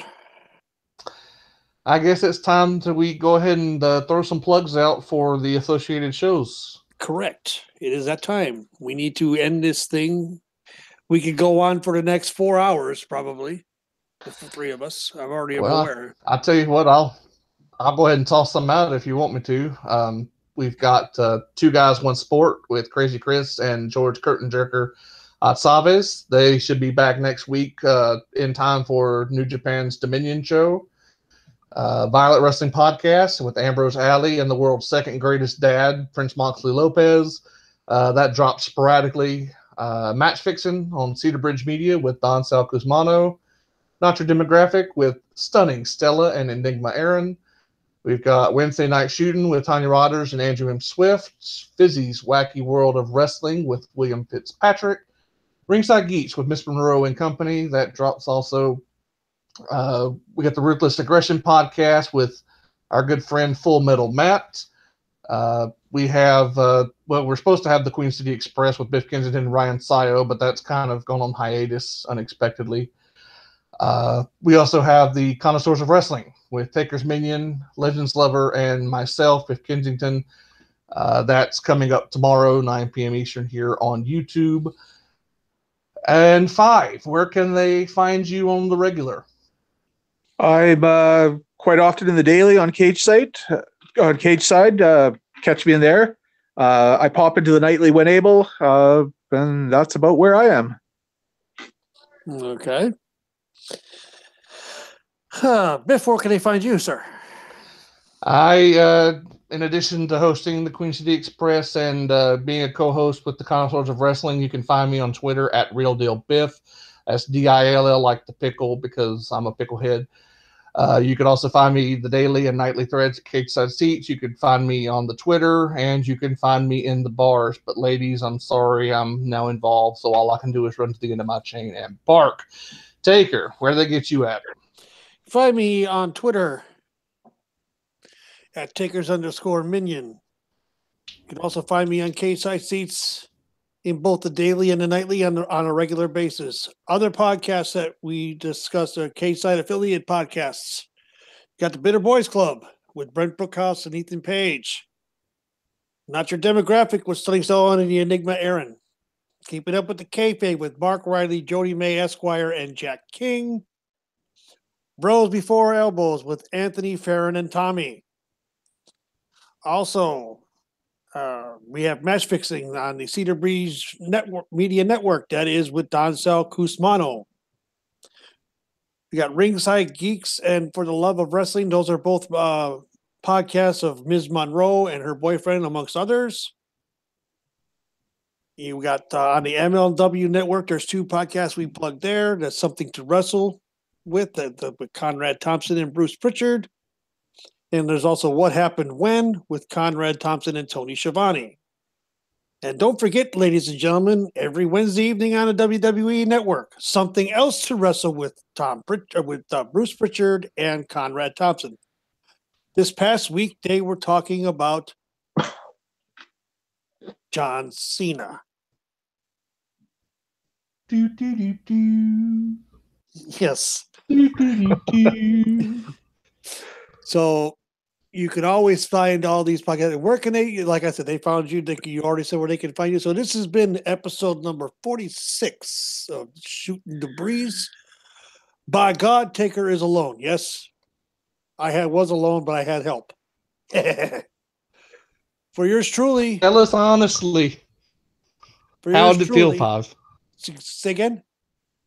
How did it feel, Five, to pop your cherry today? I had a great time with you, gentlemen, and I thank you for having me on. First timers make me so hot. God. All right, guys. It's been a pleasure. I'll see everyone next week at 11 a.m. Central. Bye, y'all. Do, do, do, do.